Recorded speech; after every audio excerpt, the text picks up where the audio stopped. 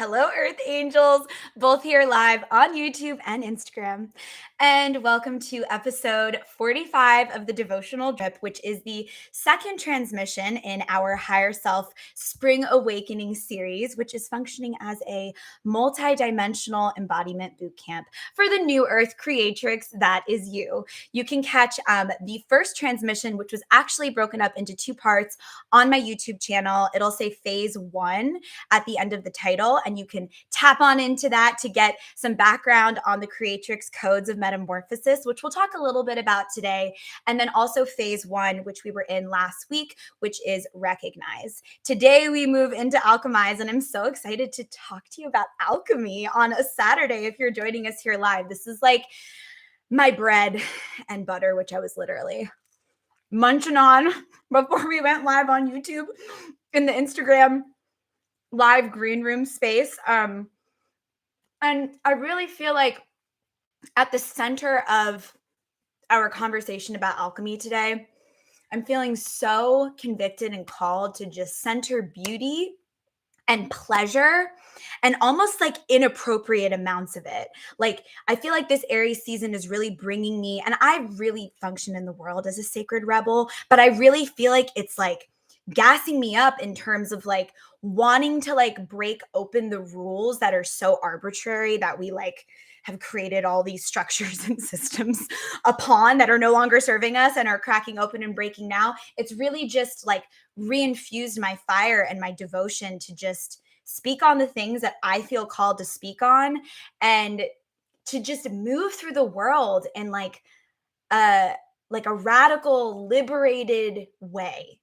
And without going too far off into that shoot, I'm going to do a little intro to the drip, and we're going to talk all about alchemy and all about liberation and all about devotion and all about like how we are powerful creators and creatrixes, how we can literally and metaphorically turn base metals into gold in our lives. And we can take whatever's in front of us and claim that as our sovereign slop to grow ourselves from, to grow our lives from, to grow our relationships from, to grow new self-concepts and identities from, that actually have us like feeling like we're meeting the call from the inside out. Like the higher cell phone's ringing on the inside, the soul is calling, and it's like, hey, I want something more. So in this higher self awakening spring series, we're really exploring, okay, how do we take all of that and then make something happen? And my intention on every episode of the Devotional Drip is to coach the collective like I'm coaching one of my private clients. So like, if you came into a private space with me, it is this texture. But in the drip, we're speaking to this at a collective level. So let yourself receive this as a little like coaching series this morning. I've been offering the devotional drip since September of 2021, and I've been offering it almost weekly since then. This is episode 45. There are 44 other episodes up on my YouTube channel that you could tap into at any time. And my prayer in starting this series in the first place is that there would be a library of transmissions for folks who either, weren't called to work in private mentorship with me or didn't want to come into a coaching container, but wanted to receive the transmission in another way, could come into the blood, bone, and honey space and still slurp it up, but not necessarily have to come into private mentorship. Because honestly, private mentorship and coaching is like an intensely deep, accountable, liberation centered, actualization centered space. Like we do eat bagels and bonbons, but we also make shit happen. So sometimes people want to join and receive the transmission first and be like, what is this all about? Before they come into the membership, before they come into a one-on-one space with me, because we don't fuck around. And I don't tell people what they want to hear. And as a coach, as a higher self embodiment doula, I hold up a fierce mirror to people's power that sometimes triggers the fuck out of them. And, that's where the trauma informed aspect of all of this work comes in. Because if we're going to like shoot off to these places in consciousness, then we need to know how to seat it in the pelvic floor, in the body, and also breathe through the activations that are happening. So If you're joining us for the first time, the Devotional Drip is a personal development and higher self embodiment coaching series to support creatives, leaders, visionaries, and lightworkers on their non-linear journeys of devotional healing and awakening and empowerment and radical self care and revolutionary self love to support self realization and also, very specifically, higher self actualization in relationship to their own hearts and identities and self concepts, in relationship to folks in their lives, whether those be personal and or professional relationships, and also the world and our purpose work.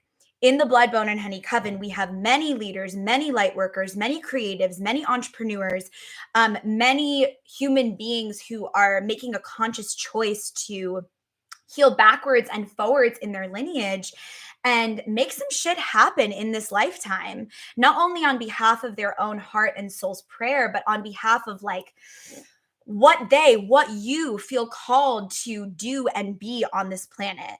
Um, and we talk about this on the drip all the time, but I truly believe that the people who are drawn to this space, and light workers in general, there's like a hunger at the soul level to be higher self actualized, to be multidimensionally embodied, to break the rules and break open the structures and the boxes and the identities and all the old shit that no longer actually serves and grow something new from that space.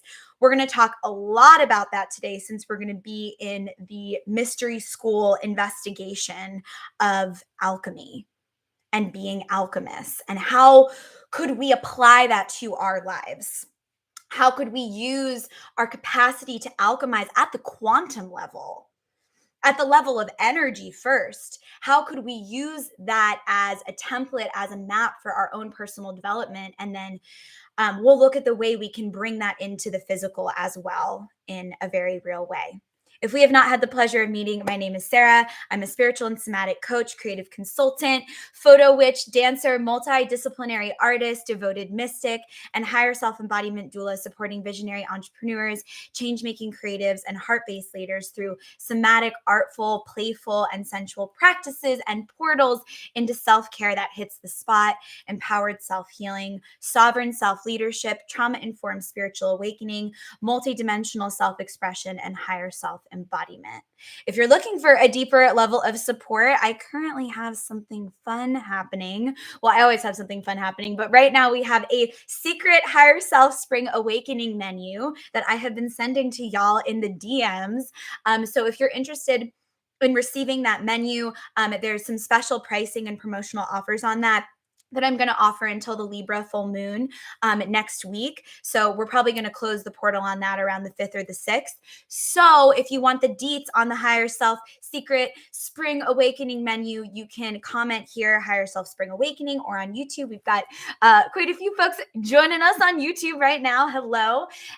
Or you can also send me a DM with a love note and higher self spring awakening, or whatever you want, and let me know the kind of support that you're interested in at this time, because I'll send you the menu, but then if there's a specific kind of support you already know that you need, then I can also come through with a recommendation for you. Or maybe there's some kind of custom package that we conjure at this time to support you. That's also really been coming through, as you know, I mean, these times are potent. There's a ton of ascension and metamorphosis and transformation happening. So we need to be able to meet each other from that place of like in the moment aliveness.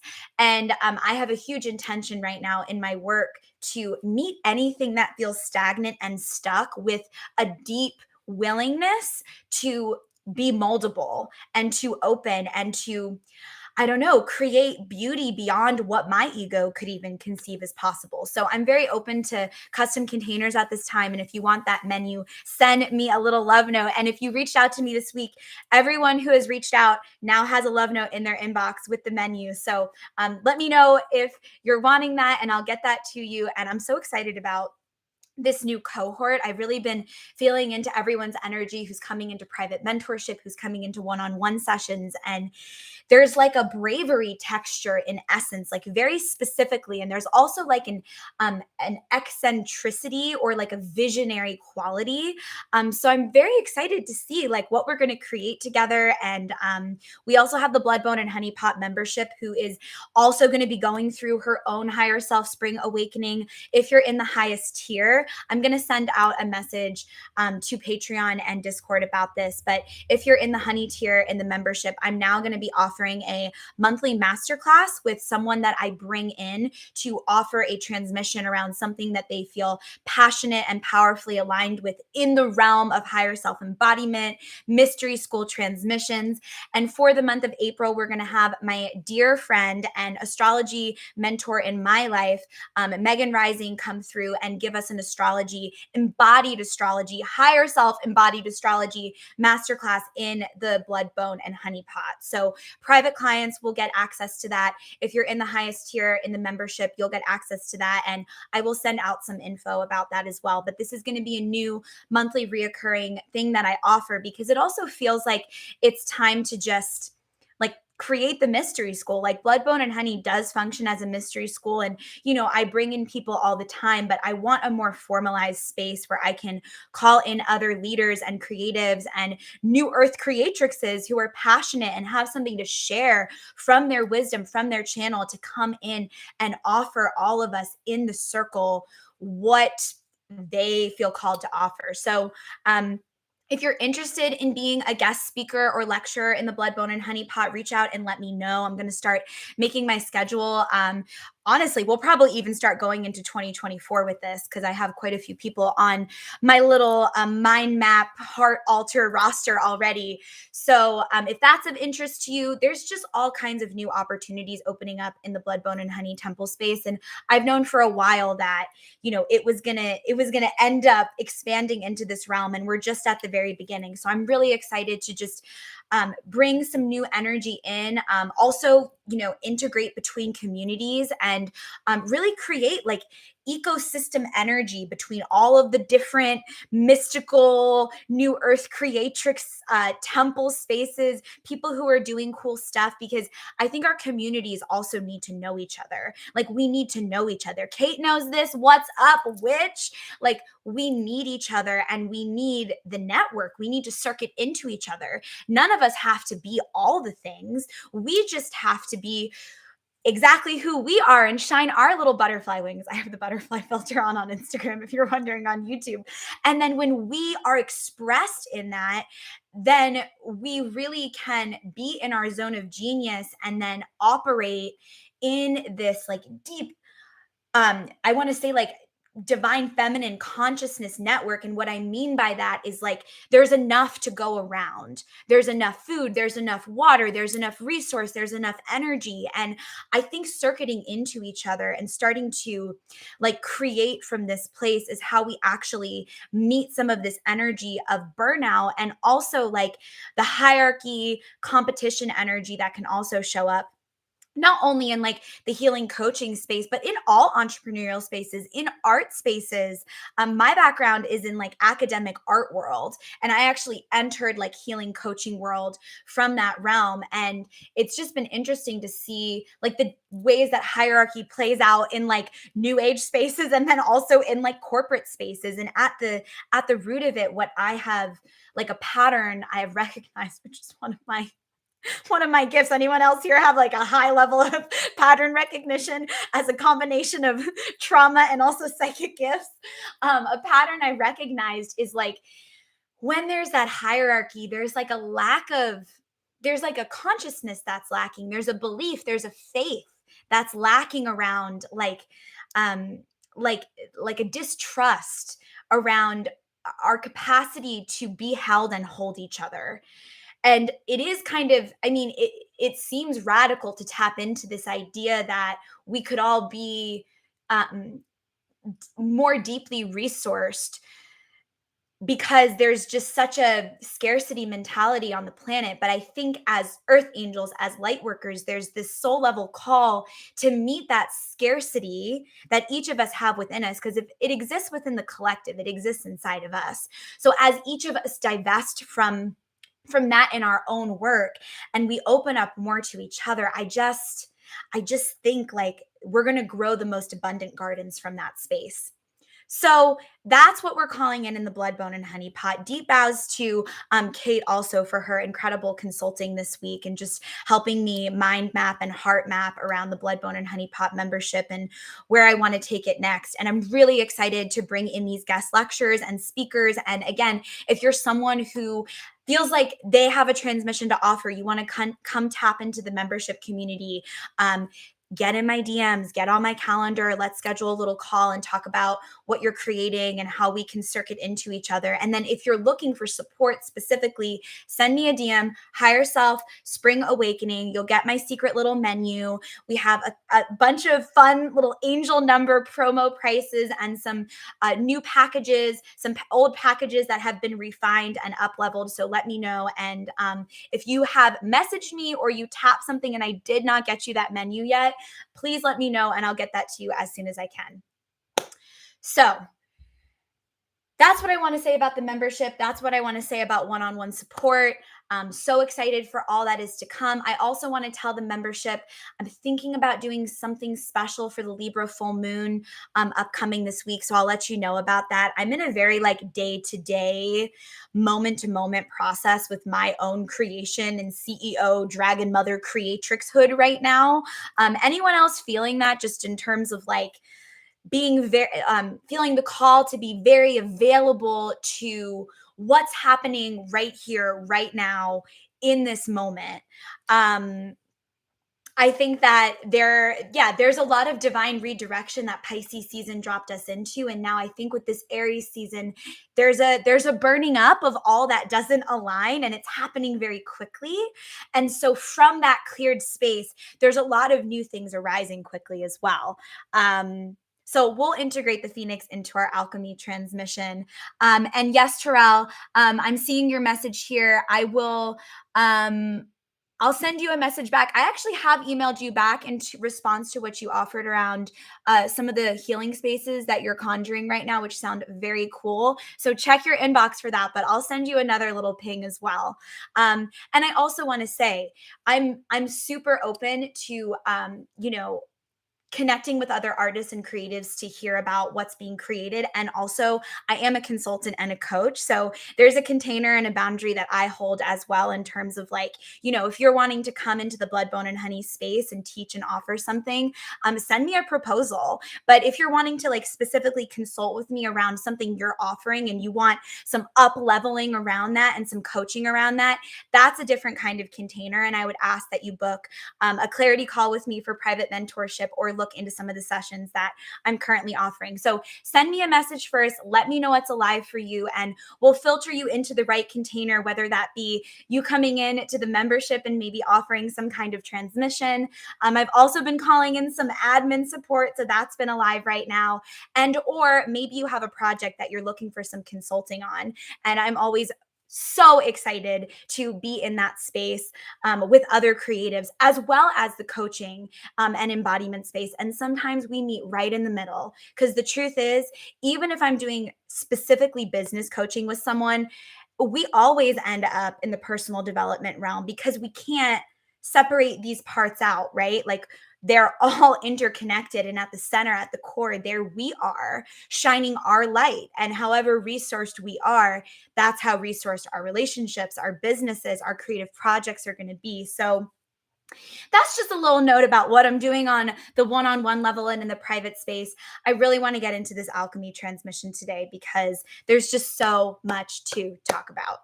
So let me start with just a little bit of reorientation around the Creatrix codes of metamorphosis. So the Creatrix codes of metamorphosis are a higher self embodiment tool that you can use to apply when transformation, change, up level, ascension, the energy of like timeline hopping or quantum magic, or you want manifestation to happen at a next level in your life, or there's like a calling around that. There's a call to change, there's a call to transform, there's a call to rise. Sometimes it feels like you don't even have, even though we always have a choice, it can feel like you don't even have a choice. Like you need to just choose ascension, transformation, and moving forward, or it can almost feel like there's no other timelines or paths available but to rise.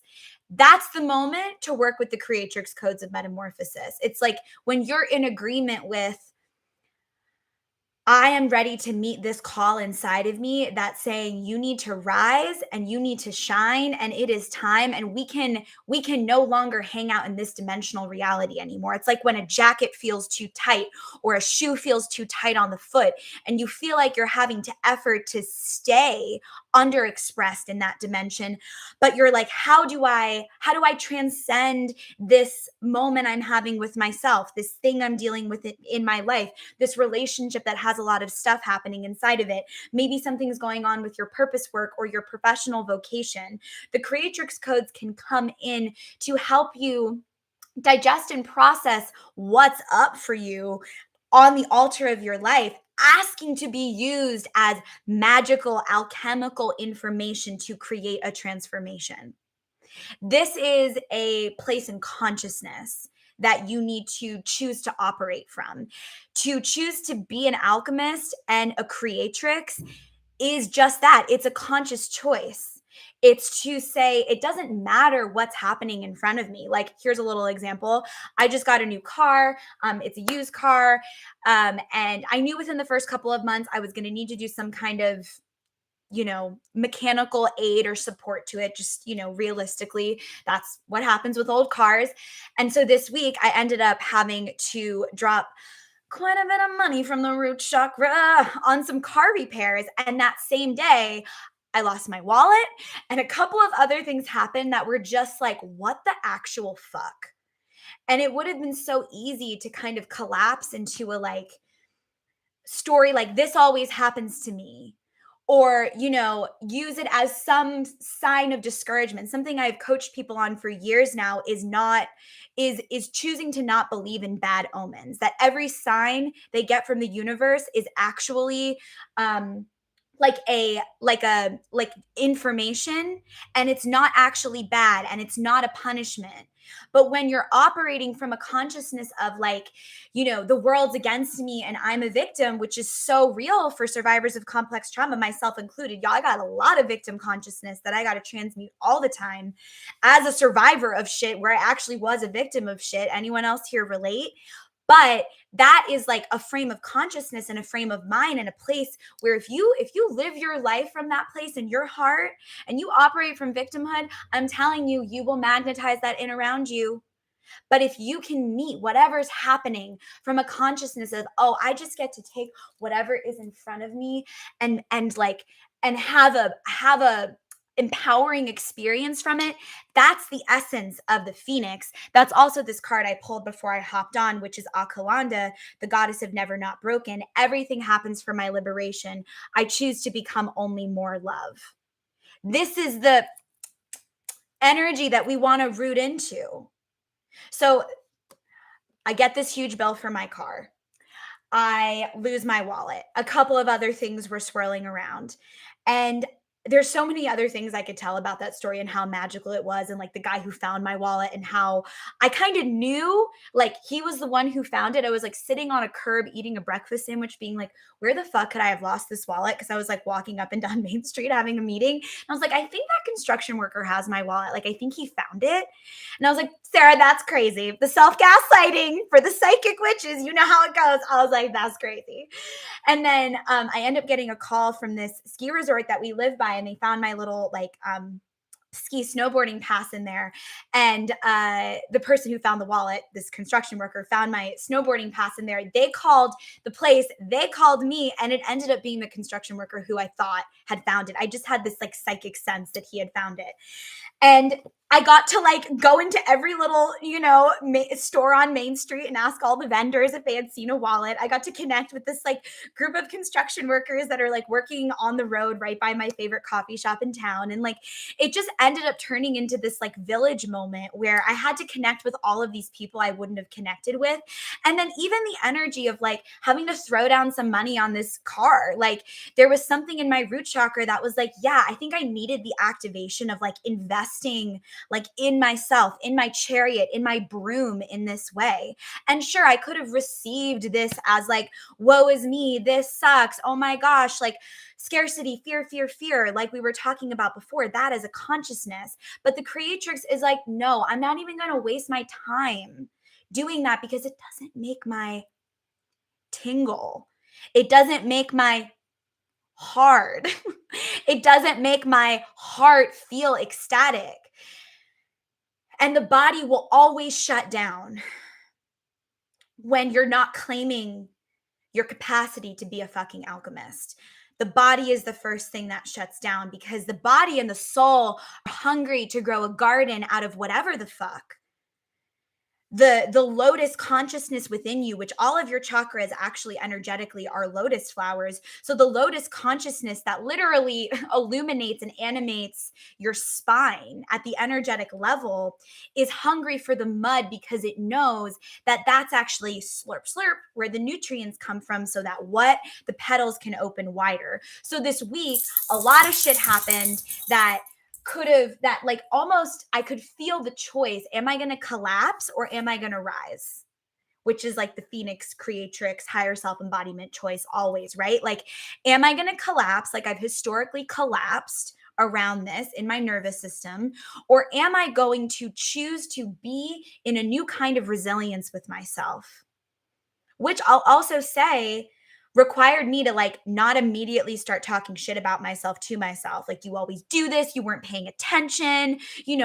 We all have our own inner dialogue that is asking to be upgraded. Not to say that that's the only channel on the radio station, but if our subconscious mind is full of, let's just see it in this moment, maybe as cassette tapes with information. My cassette tape that started playing in that moment, hi, Jack. My cassette tape that started playing in that moment was, like you disorganized, flighty, fairy, whatever. You're all, the thing happens with the car and then you lose your wallet.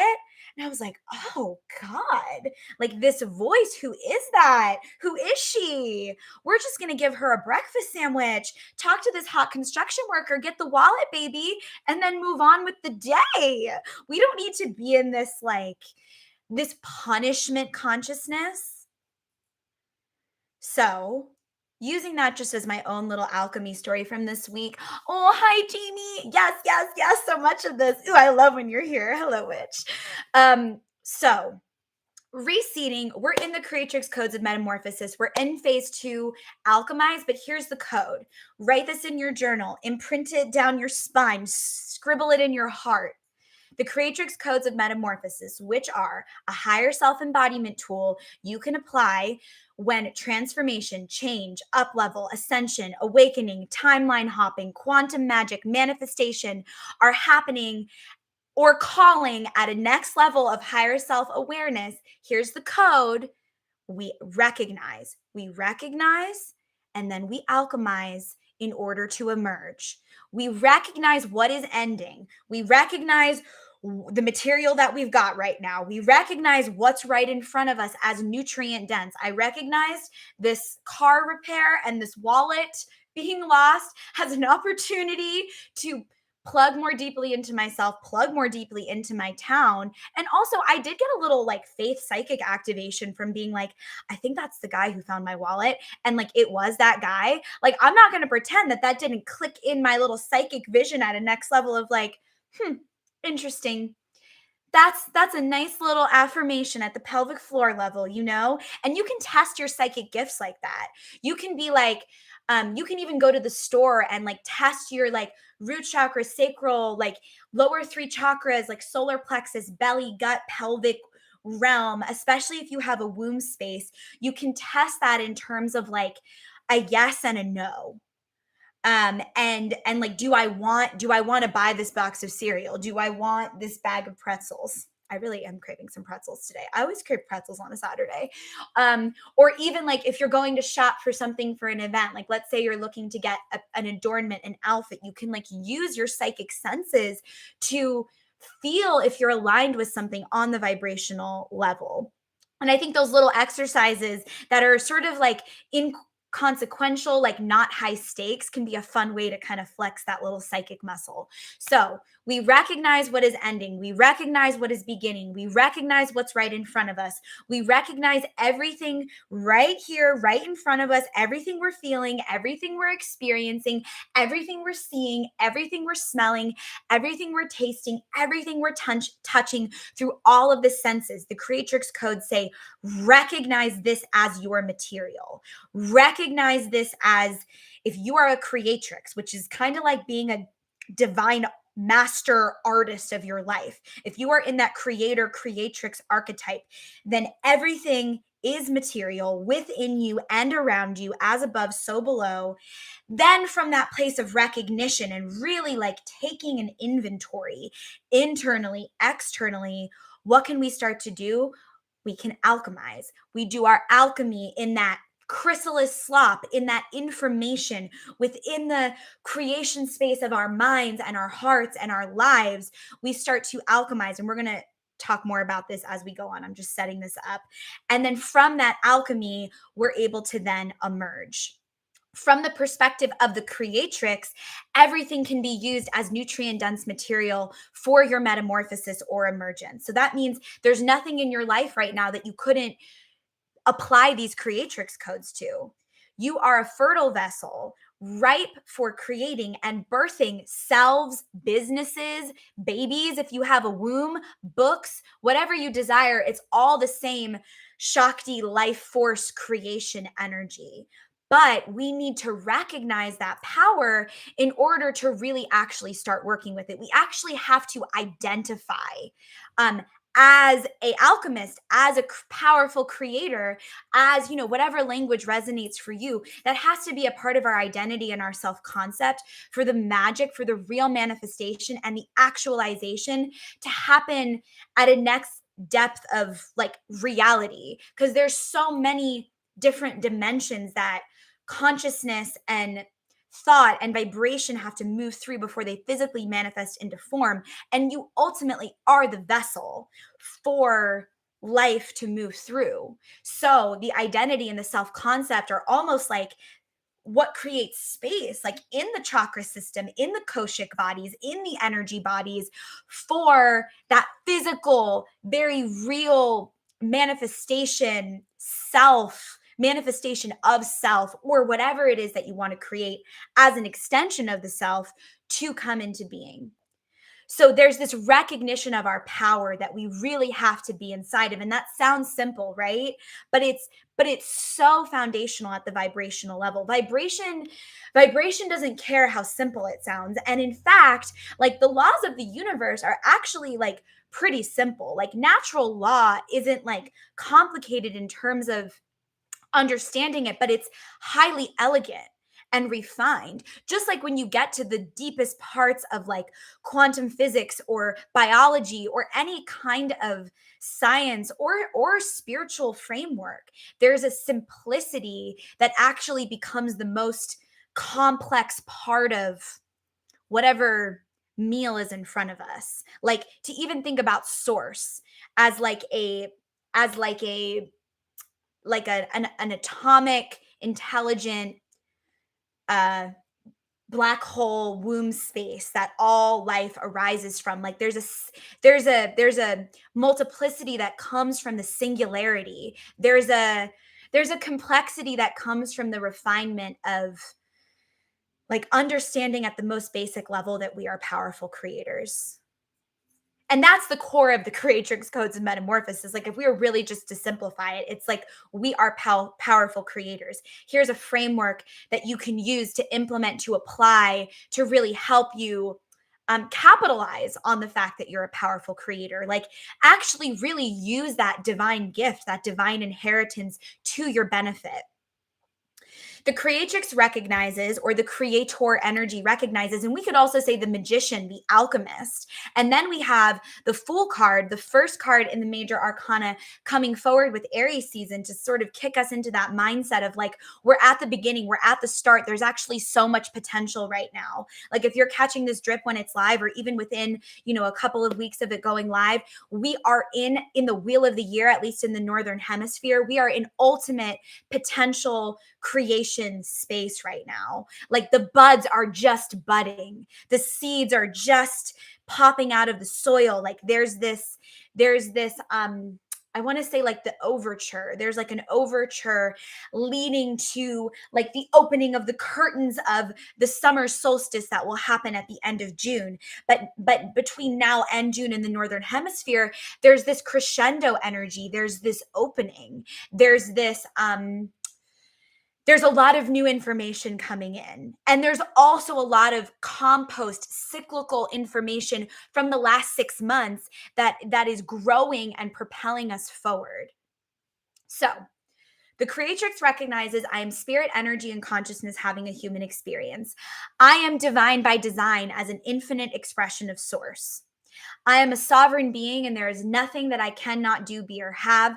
I am worthy of the blessings, miracles, and divine support meant for me. The creatrix gets off and loves the dance of change, gets off on the dance of change, is like, bring me change. Slap on a car bill.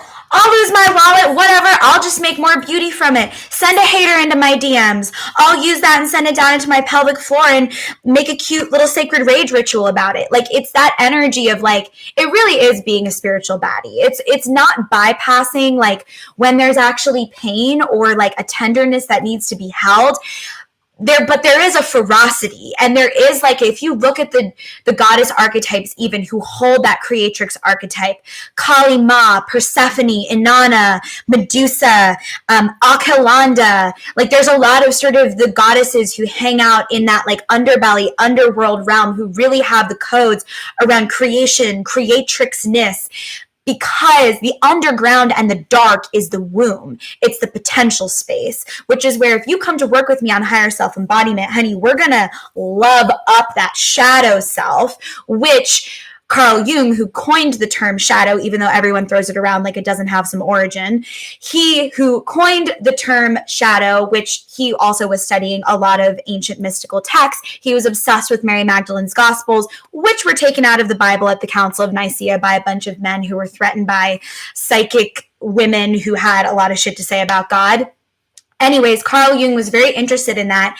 And in his teaching around the shadow and archetypes, what he offered was, and again, the shadow teaching does not start with Carl Jung. It goes back to like ancient Egyptian mystery school teachings and the teachings of Isis and the teachings of Hathor, which I believe that Mother Mary and Mary Magdalene were also trained in. But if you were to look up like the shadow on Google right now, there'd be a lot around Carl Jung that would come forward. And since I'm familiar with his work, what I want to offer is the shadow is made up of the parts of self that we have not accepted are a part of our multidimensional expression. It's the part that have not yet been accepted, have not yet been loved. It's the parts that still have that, if you've ever read The Scarlet Letter, like that A on them.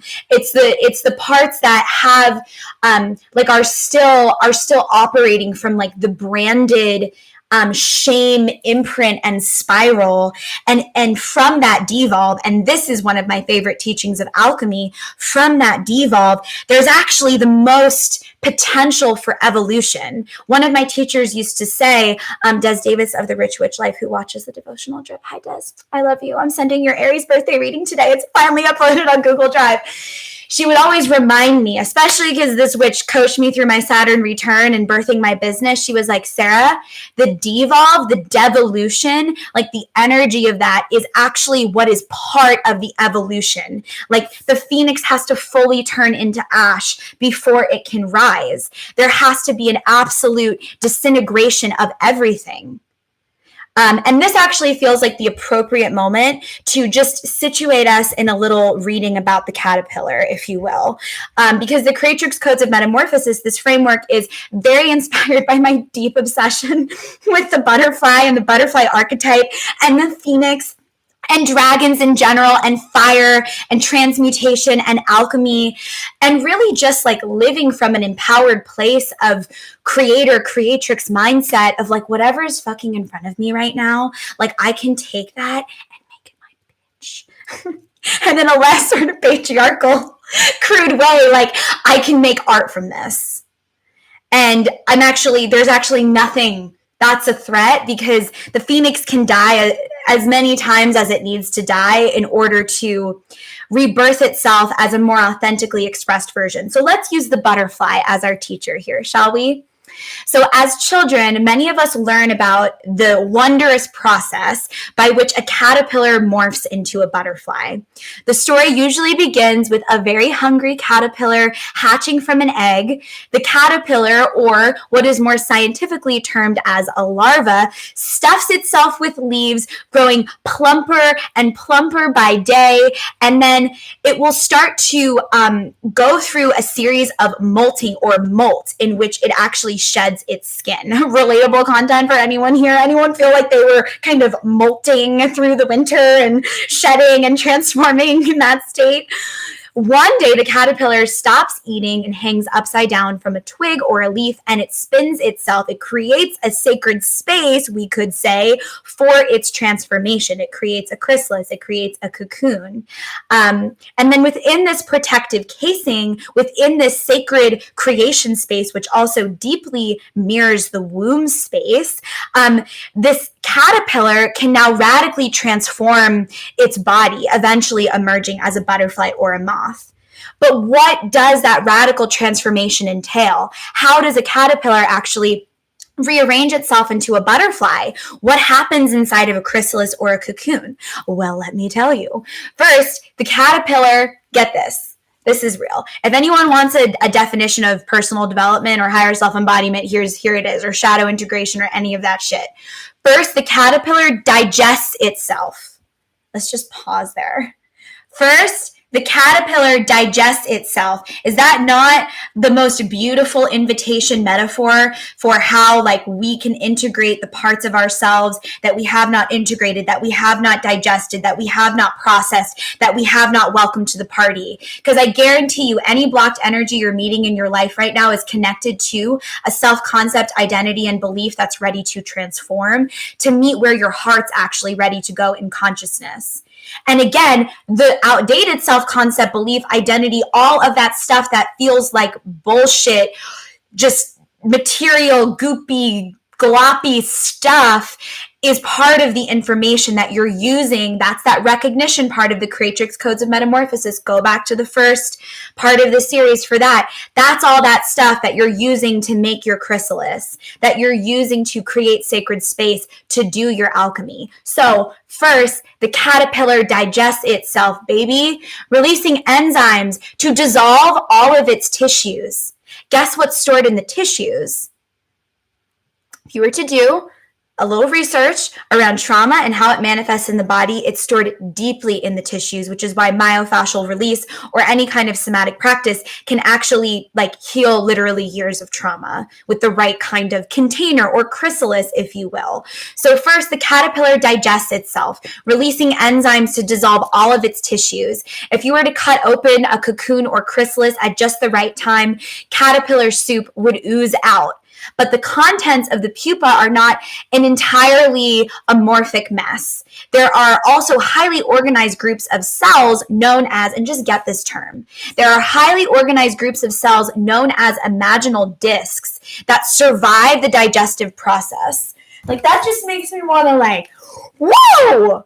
So in our translating that to our process of personal development, transformation, higher self-embodiment, metamorphosis, whatever, there are parts that are getting digested. There are parts that are dissolving. It feels real soupy in the chrysalis of transformation, does it not? Like, think back to times in your life, or maybe even it's this moment where, hi Marissa, Miss Lotus in the building.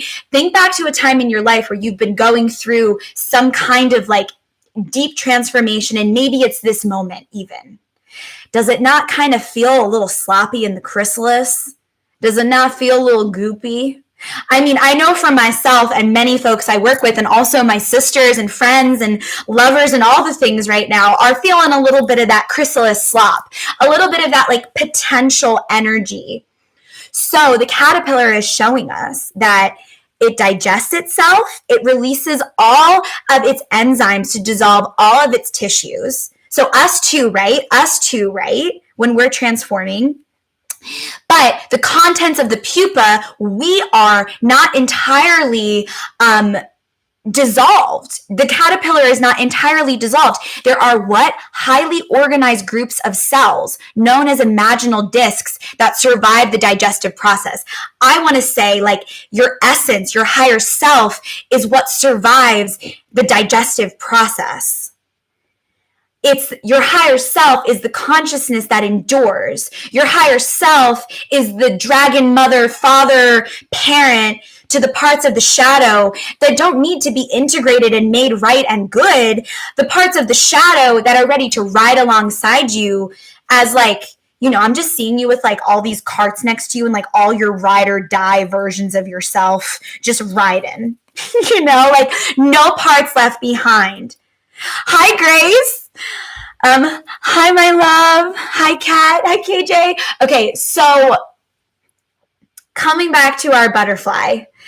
So certain let's say our caterpillar, because people are popping on and off, so I'm trying to like keep going, but keep reorienting us. So we're in the chrysalis. We're talking about a caterpillar becoming a butterfly. So first the caterpillar digests itself. It releases its enzymes to dissolve all of its tissues. And if you were to cut open the chrysalis at just the right time, you just get a bunch of like soup goo. But the pupa is not entirely a mess. There are certain highly organized cells known as imaginal discs that survive this digestive process.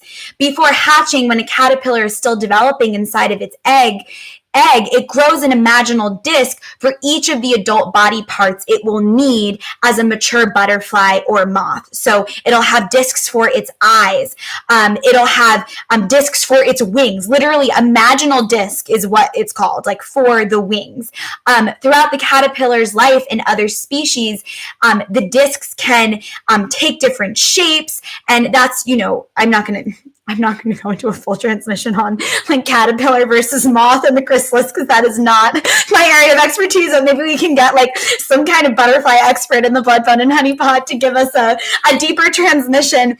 But I want to use this as a metaphor to just say, like, is it not true when we're in the dissolve, the devolve, that there are parts of ourselves that like we are growing for like our future self? Like there are things that we are imagining into being, we are manifesting into being, we are praying into being, we are growing into being, and maybe we don't see the wings yet, but we're in touch with the place where those wings are going to sprout from.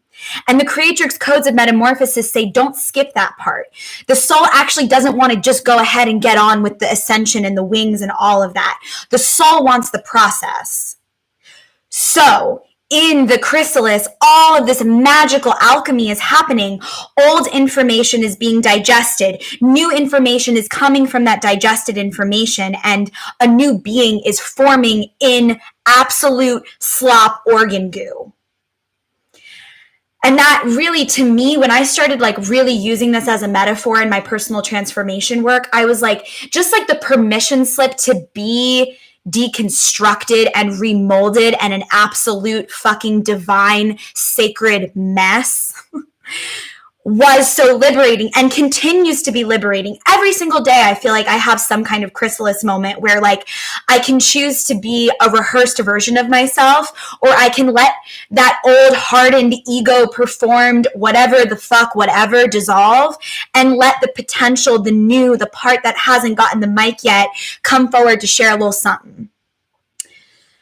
So the last part of this are my notes that I want to offer before we go into the next part of the caterpillar journey is some caterpillars walk around with tiny rudimentary wings tucked inside of their bodies, though you would never know it by looking at them. So there's also, and this is similar to like the way that the spider has the map of its web right before it even like does the thing. Like you also, Like you have direct access to your higher self, and your future self is also an expression of your higher self.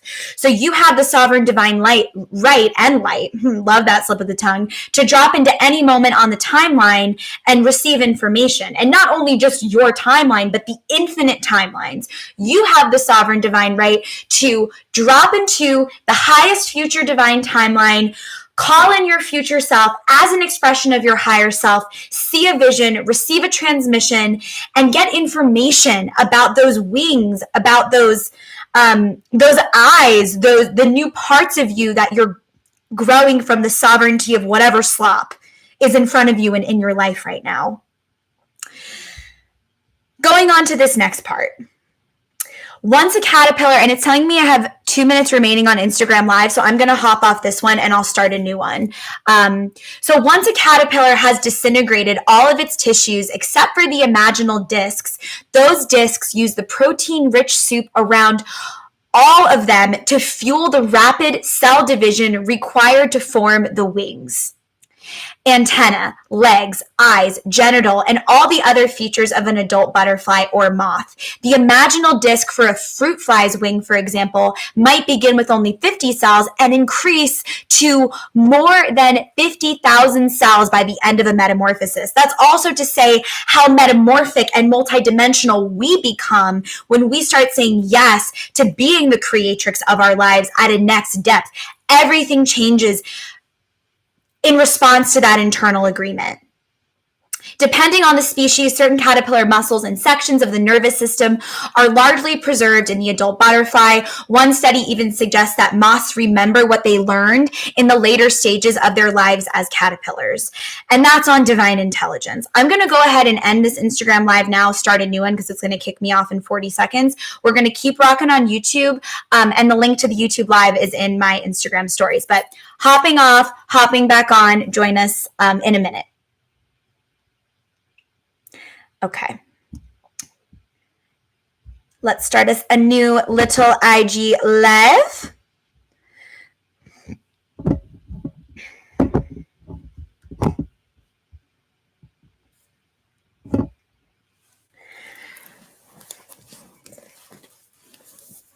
So,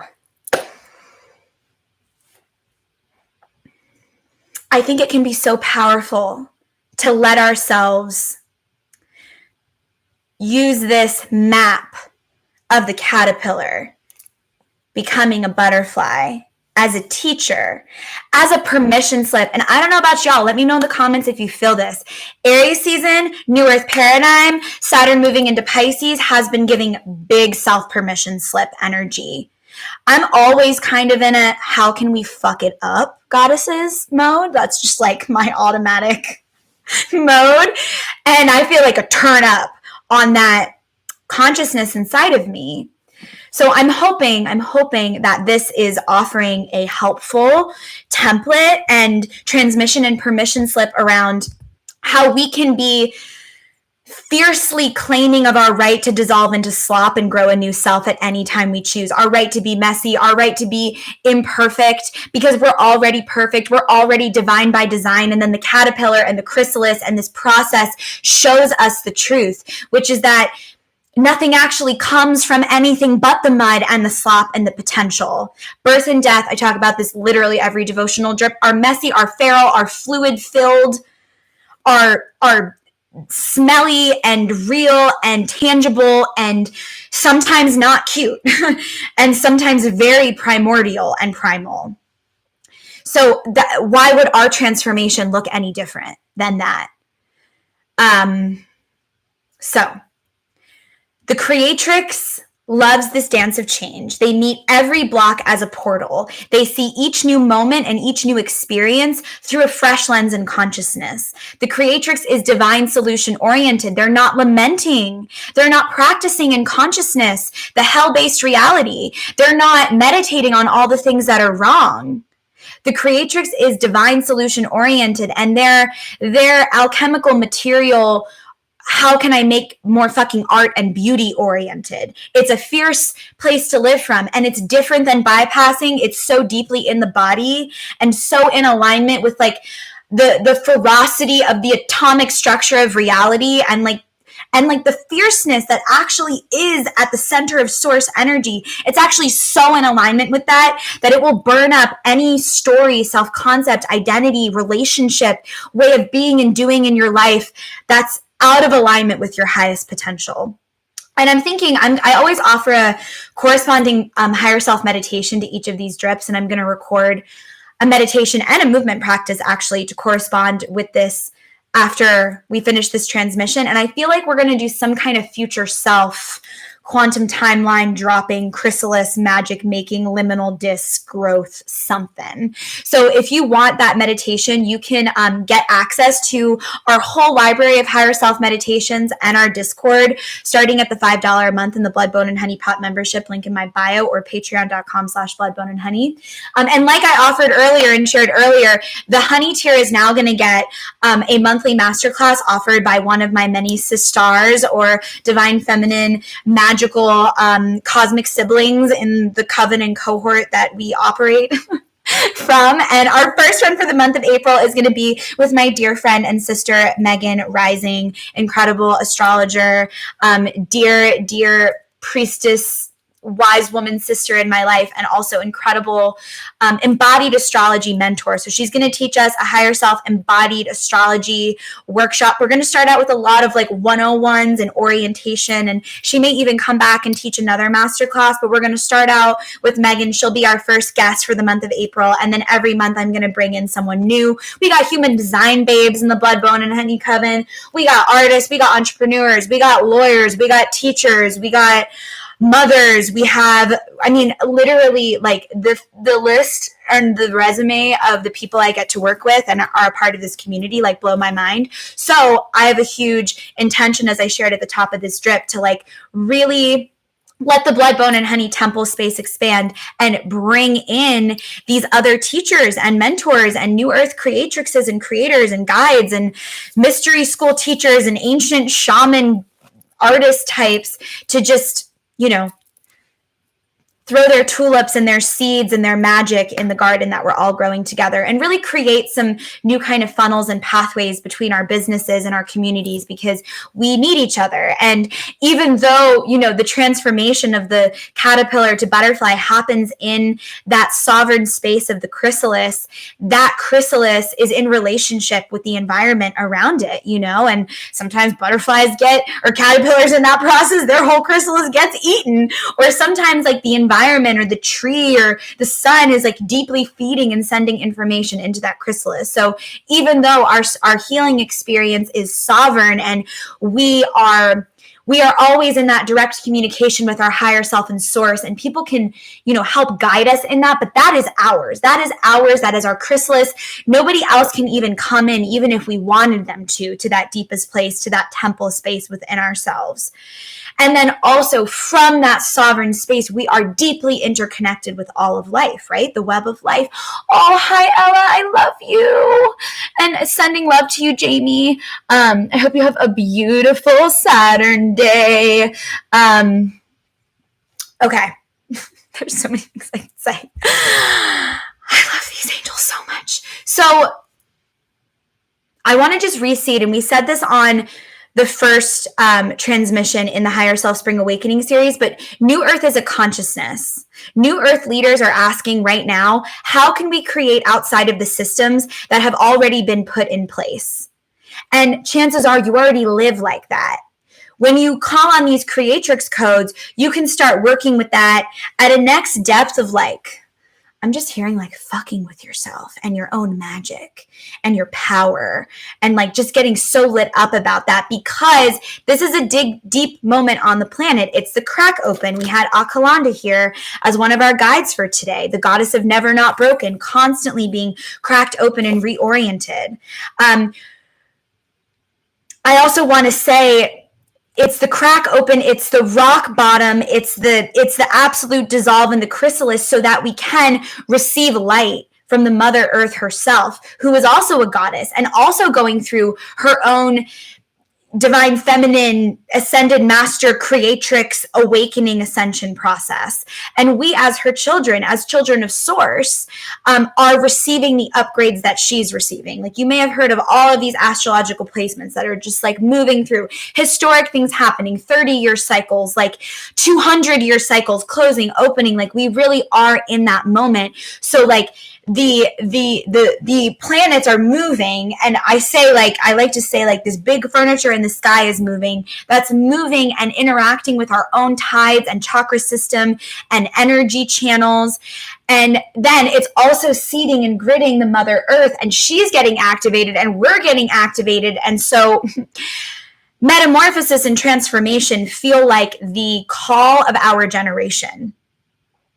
Because there is, as one of my dear sisters and Blood, Bone, and Honey Pot Coven members offers through her beautiful screen name Regeneration Witch Jamie, there is this like deep regeneration, regenerative energy that earth angels and light workers are being called to move from, to operate within, to be motivated from at this time. And to be in an energy of regeneration is to focus on love, right? It's to focus on love as the driving force. I also pulled Rabia, the Queen of Saintly Women. I am in service of divine love, and I move the way that love asks me to move, which has been also a reoccurring message on the drips, really since I started the Blood, Bone, and Honey Pod in September. Like, there's even a couple of episodes that specifically focus on that.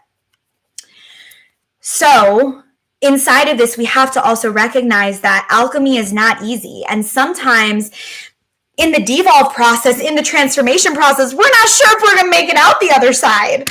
And that's also so real. So my prayer is that these Creatrix codes support you in meeting any consciousness of, I don't know if I have the capacity, the capability, or the power to be able to do this, with a template that's like, start here, see how that feels, try on some of these ideas, work these out in your journal, have a conversation with your higher self, see where you arrive. So I want to define alchemy just for fun, just for funsies. So alchemy is the process of converting or transforming base metals into gold, or at least that's that's our culturally agreed upon, whatever. But then there's also this deep lineage of alchemy as a philosophical concept and center of conversation and philosophical discussion and exploration, which is to change state through the process of transmutation. To transmute is to change or alter in form or appearance or nature, especially into a higher form. To alchemize, to transmute, to experience the full potential of the devolution, the devolve and evolution, evolve process that happens within the chrysalis, we must be in agreement to let go and surrender to the divine process. Again, the divine process that we're hungry for. Like, of course, we love these moments of like, I arrived at my answered prayer. We love these moments of celebration and victory. We want to anchor those deep into our bodies, and also to alchemize, to transmute, to experience the full potential of the devolution in the chrysalis, an evolution that happens at the same time, often simultaneously, as we explored in that journey of our caterpillar to butterfly exploration a little bit ago in our transmission. We must be in agreement. There must be an agreement that we're going to surrender and let go in the process, and that ultimately, like we're not in control of the way that love reshapes us and asks us to move. Like, when we say yes in our devotion to multidimensional metamorphosis and our higher self, we're taking on a dragon ride. We're taking on an experience. We are sometimes even like, we jump to a timeline. And I find this a lot when I work with people in private mentorship, especially, or even just in one-on-one sessions, or even just in the membership. Like, there's a timeline jump that will happen where things will very quickly dissolve. And it's almost like you feel like you woke up in a new reality. And that's real. That's real. And that becomes even more potent at every next depth of willingness to let go and be in the sacred art of the surrender. What remains after the let go the yes to the transformation, the yes to the rise, the yes to like, I'm going to let myself be big enough to hold the bigness of this prayer and my desires and my dreams and all of me. What remains is the sovereignty of the slop. The slop is the potential. The slop is sacred. The slop is precious. The slop is holy. Within the chrysalis, the caterpillar, what? Digests itself, which, are we not digesting ourselves and then rising and loving and transmuting as we're in this process of nonlinear healing? Like, that's really what it feels like in my body. The caterpillar digests itself and turns into slop before it rebuilds itself. But in our culture of cutting off all of the things that are too much or too hard or not right or too this or too messy, we give up the slop. We give up all of what can be made from that more primal, raw, messy creation space where it's not neat and tidy. But the slop is precious, the slop is holy, the slop is the potential. Within the chrysalis, the caterpillar digests itself and turns itself into slop before it rebuilds itself. In the sovereignty of the slop, something new arises. I want to read Akalanda from my Divine Feminine Oracle just to orient us to this cracking open process, because for the past couple of weeks on the drip, I've also been calling like the cracked open card. The rock bottom card came forward from the Starseed deck. We got Honor the Process from my Cosmic Dancer deck. There was quite a few things that came through my Kuan Yin deck and my Magdalene deck around liberation and transmutation, and really this cracking open energy. And heartbreak has kind of been on the altar, and also like ecstatic awakening, the kind of like ecstatic heart opening that's like where we're in touch with like the grief and the bliss at the same time, which also feels like the texture of like ecstatic living, higher self-embodied living that we're being called into at this time as well. Like, can you hold ecstatic grief and ecstatic bliss simultaneously and not let those things be a threat to each other? Can you hold the part of yourself that is an archangel and also the part of yourself that's the most underdeveloped at the same time, and not make any part wrong or more holy or more relevant? It's all relevant. That's what the chrysalis says. It's all relevant. That's also the consciousness of the circle, right? When we meet in the circle, when we meet from a place of everyone has wisdom, that's how the hierarchy gets dissolved. Okay, there's more I could say on that, but let's read Akalanda. So everything happens for my liberation. I choose to become only more love. Akalanda represents the essence of the phoenix. She's the indestructible energy that embraces change. She knows that everything is conspiring. I just said this to someone I was talking to this morning, like adopt a mindset, a concept of everything is conspiring in my highest favor. She knows that everything is conspiring to transform her into only more love and light. Akalanda is an elusive goddess from Hindu mythology. Her full name in Sanskrit means female power or goddess, and Akalanda means never not broken. So she is the goddess of never not broken. She can never be broken because she always just is in process.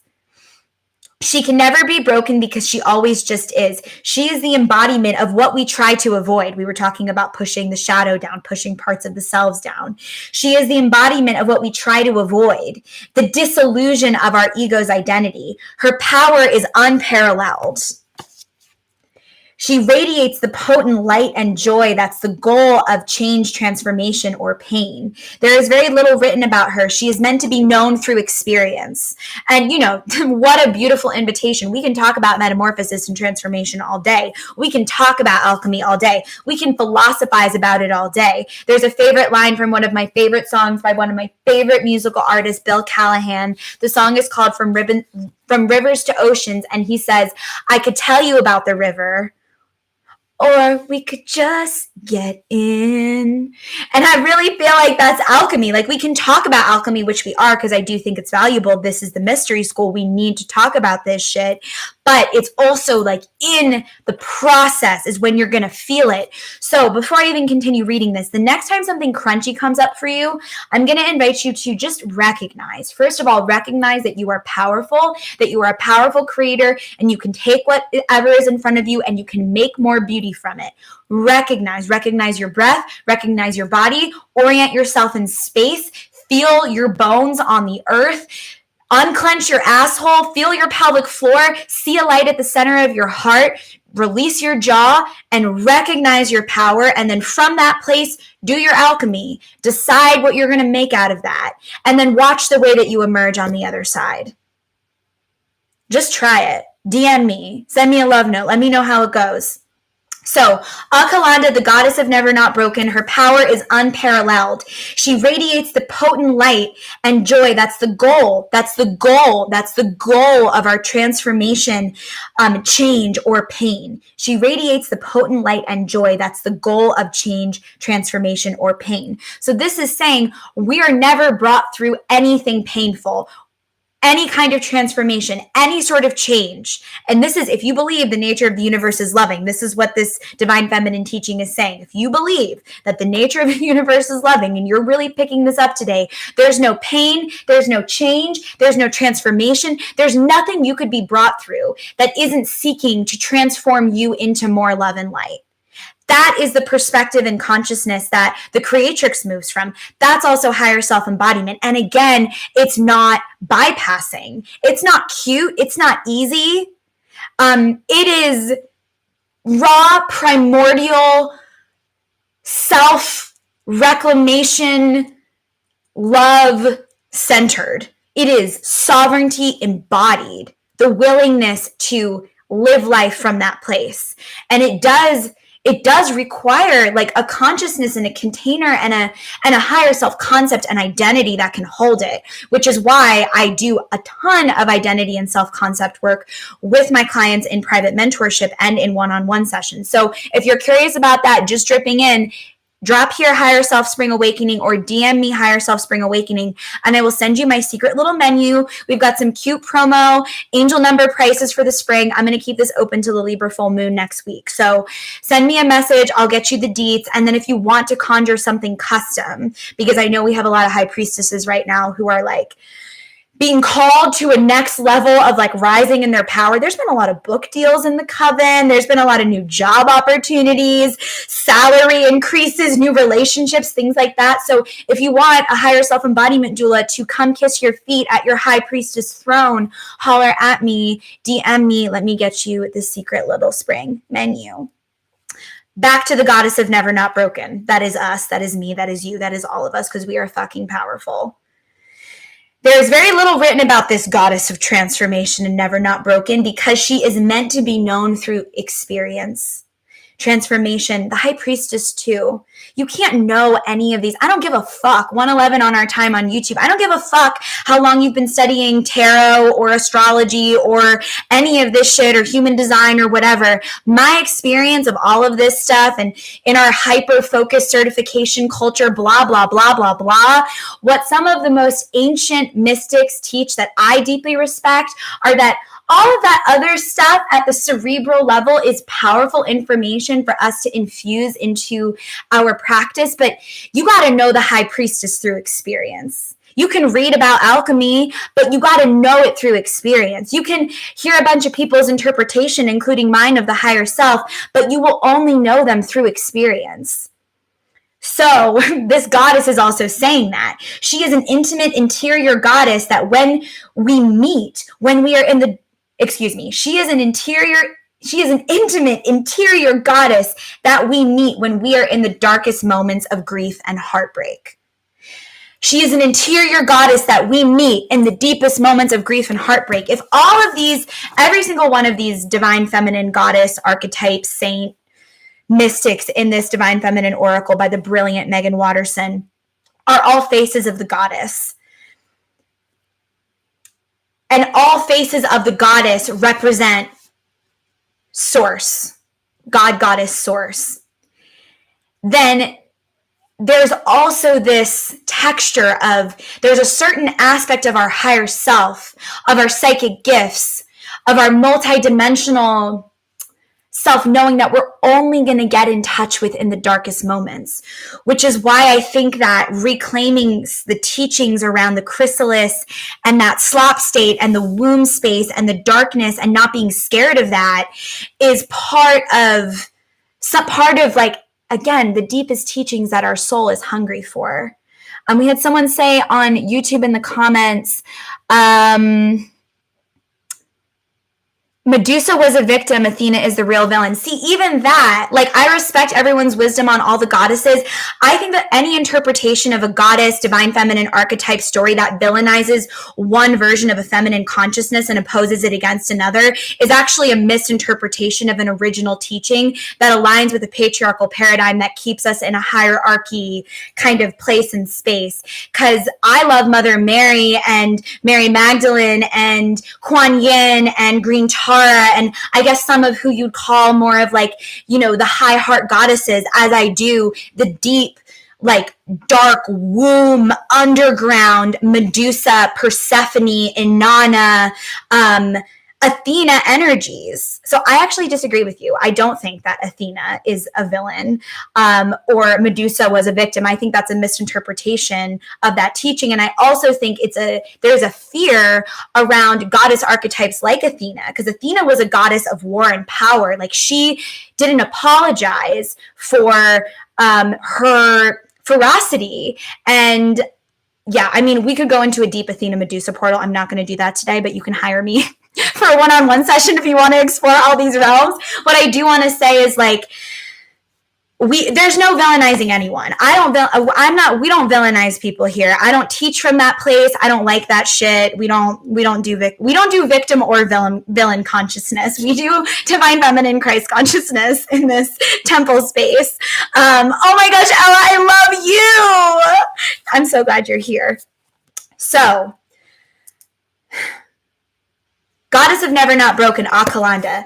She shows us, so this part of the chrysalis, this darkest, deepest place that none of us maybe want to be, but are brought through as a part of our growth, yeah? Akalanda is saying, as an expression of our own higher self, God, goddess nature, this exists within all of us.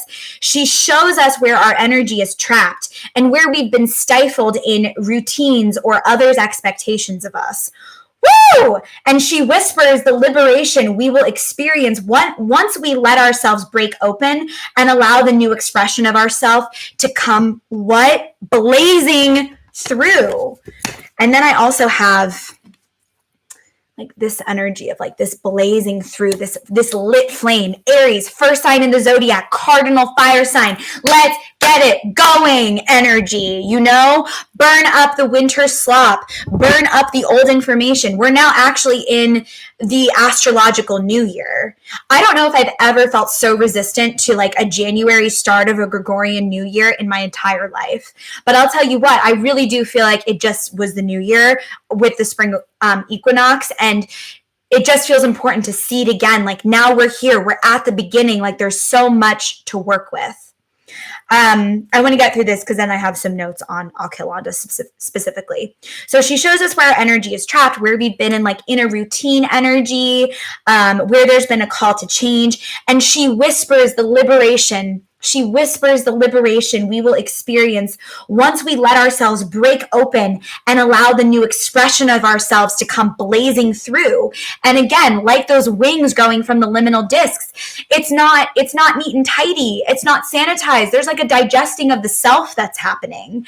So if you're feeling like you just want to, like, show up and share and kind of, like, almost be piercing and penetrative in your expression right now, we also have this zebra card coming forward to really just affirm, like, an eccentricity, a magnetism, a blazing through energy. Like, these are our allies today. Where did I just throw the phoenix?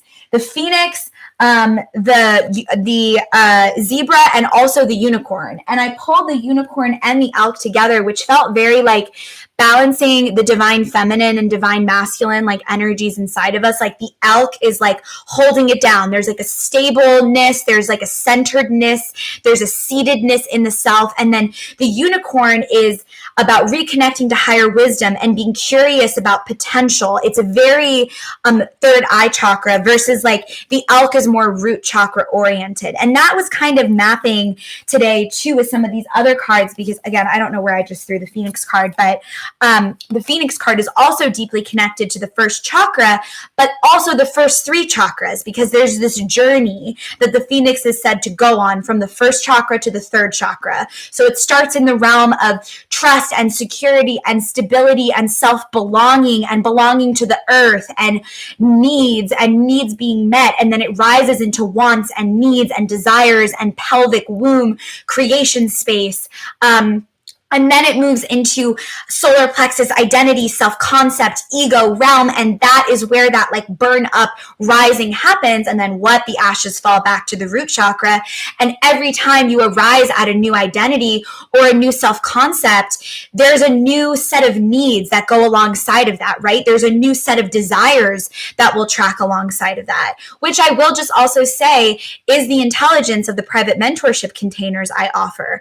I am doulaing, I'm guiding people through these ecstatic higher self awakenings, and then we are realigning their needs, their wants, their lives, their boundaries, their relationships with the self that they're growing every week in our sessions, but also in the space and the work that they're doing in between. That also goes for the Blood, Bone, and Honey Pot membership. It just depends, what level of support you're seeking. So just a little plug there. Again, Higher Self Spring Awakening, DM me for the secret menu and special angel number promo prices. That is ending on the Libra full moon next week. So, ferocity and expression, eccentricity. Alcalanda reminds us that we always have the power to choose to see every moment as yet another opportunity to become more light. So let me also just say, I knew I was going to talk about alchemy today. I go into a prayer practice, I bless all my cards, I clear them, and then I pull cards. Sometimes I'll come to the drip with a certain amount of cards pulled. Sometimes I'll have no cards pulled and I'll pull them live on the drip. But any card that goes along with the drip was pulled in response to whatever we were going to talk about today. So I just want you to let yourself drink it in at the deepest level that like we were already talking about alchemy and transformation, and we were already in this conversation. And now this reading is coming forward to affirm and quite literally match and mirror what we've been talking about today on the drip. That is magic. That is alignment.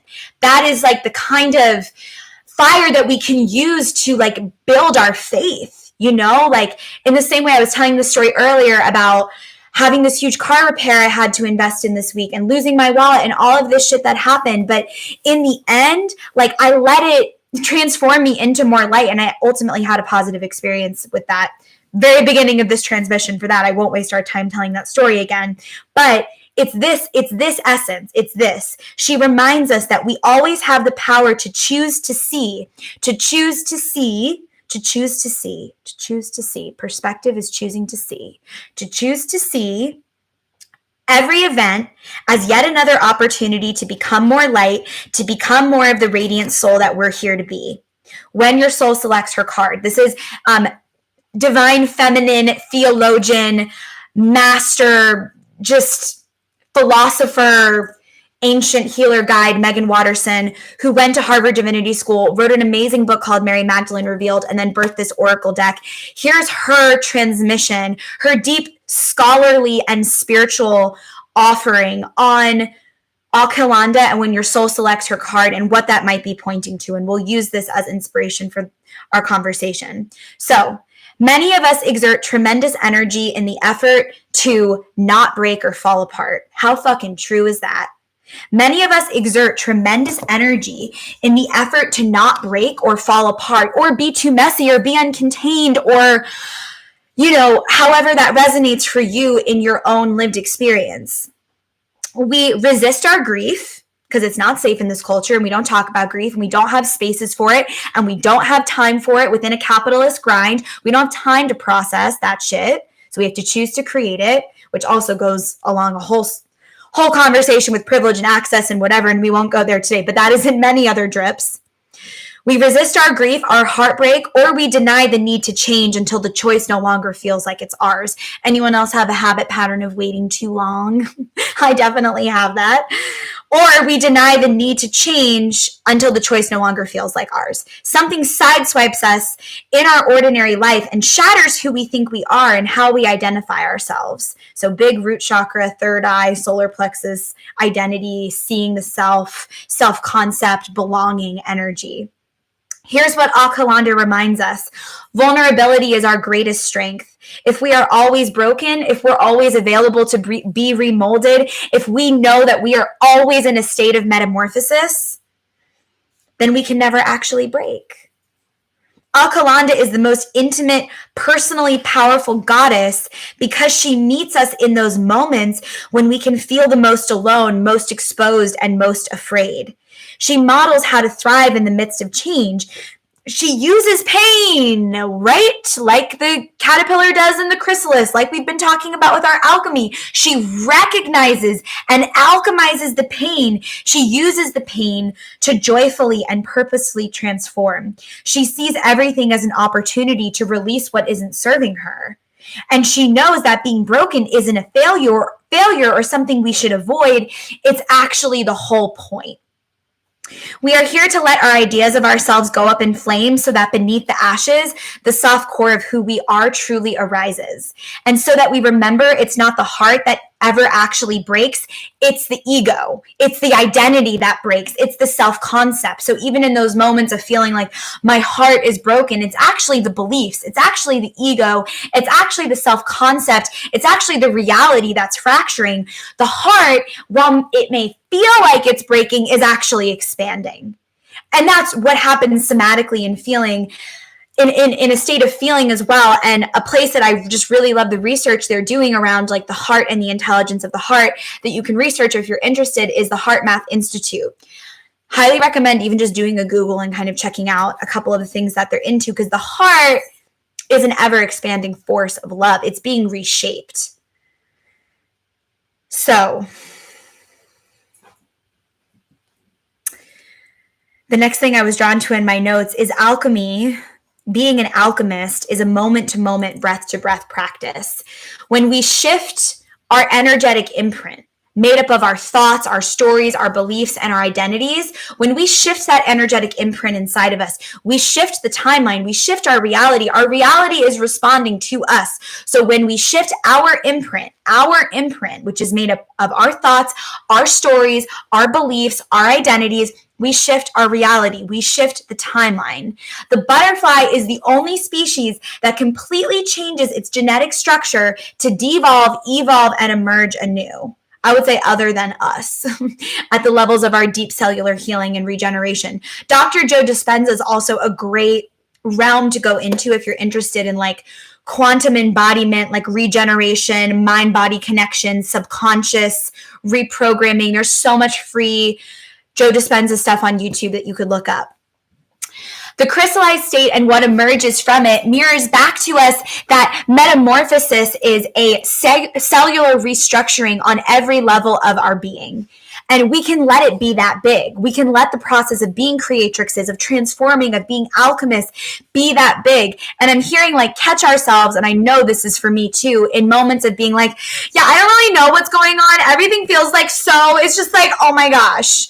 And to no longer like tell the story like that. Because our words are also our spells and forming our reality. And so to be in that alchemist consciousness state is also to be like really fierce about how, and we talk about this almost every drip, like how you're talking about your life and what's happening. So we're letting it be big. We're letting what's moving through us right now at this time be as big as a caterpillar dissolving into nothingness in a chrysalis and growing wings and eyes and antenna and information out of liminal discs. What are your liminal discs right now? What new self, new ideas, new self-concepts, new projects, new ways of navigating the world are you growing, are emerging within you? And like, if you trace that back, what was the initial like activator, initiator of that for you? Let the sovereign power of you as a creator, as a creatrix with the ability to change state be a big deal. So let's just review our little Creatrix codes. Caterpillar to Chrysalis is phase 1, which you can catch the first transmission. We talked about that. We did a little seeding of that today too, but you can catch phase 1, which was broken into 2 parts on my YouTube channel. You'll find it. Phase 1 is at the end of it. It says like Creatrix codes of metamorphosis, something like that. And all the devotional drips are inside of the devotional drip playlist. So hot tip, I do a lot of YouTube lives on my YouTube. If you just click videos, you won't find them on my YouTube channel. You either have to click live or go into the playlist and go into the devotional drip. And baby, this is episode 45, honey. So there's a whole library of all kinds of yumminess there for you. And I've really, for the last, the devotional drip is going to turn 2 in September. So for the last year and a half, I've really been intentional about the titles of the drip so that you know what you're going to kind of explore when you click on one of those transmissions. And oh my gosh, hi, Sarah. So you know what you're going to get when you click on one of those transmissions, and you can just kind of shop around on the YouTube channel and be like, what sounds like medicine for me today? I'm also a witch who loves to like do her dishes and cook, or like task execute with something in the background. I find it helps my very neurodivergent brain that has many channels focus on the task in front of me. So if you ever just want to turn on an episode of The Drip and be in your like temple tending space, or you're on a road trip, or you have a bunch of chores to do, or you're folding laundry, The Drip was created with our big lives in mind. And really, I just want to like hang out with you across time and space and talk about higher self-embodiment. And so there are, after this one, this drip, will be 45 transmissions in that YouTube playlist waiting for you. So please enjoy that. And let me know if you tune into an episode and you get something. Like, I love getting love notes. Sometimes it takes me a minute to respond because I do function in a pretty ancient way in my life and treat every digital message I receive as like a letter being sent to me in the 1800s, or maybe even more like 200 AD with some Sanskrit on it or something. So sometimes it takes me a minute, but it is always welcomed and deeply received and makes me so excited. Well, thank you for the hearts, my darling. Okay, so we're reviewing the Creatrix codes of metamorphosis. Here's the code. I recognize, and I alchemize in order to emerge. I recognize what's in front of me as all of the potential. I spin my chrysalis. I tap into a sacred space within myself. I remember that I'm powerful, and then I alchemize that shit. I make beauty from that because I am the caterpillar in the chrysalis. Everything is dissolving. We are digesting ourselves. We are also simultaneously growing. And then from that state of alchemy, we emerge as a new self. It's really fun to apply the Creatrix codes when you're meeting like some kind of historical block in consciousness or in relationship. Like I do this all the time with my partner, or just in relationship in general, like meeting that stuck energy. And I am feeling called to read the Phoenix from the Kim Kranz deck, like meeting that stuck energy with not only just the capacity to transform it, but the self-concept, the belief, the identity, the knowing that at the core, you are a creatrix and you are a light worker and you are here to create more beauty. So even if the darkest, sloppiest, most gnarly shit is in front of you, you can alchemize that and you will emerge with a new experience of yourself, with a new experience of that historical pattern that's played out. Why wouldn't we want to kind of fuck around and see what we can make happen in a new way? So I'm going to review the code again, then we're going to read the Phoenix, then we're going to see where we are time-wise.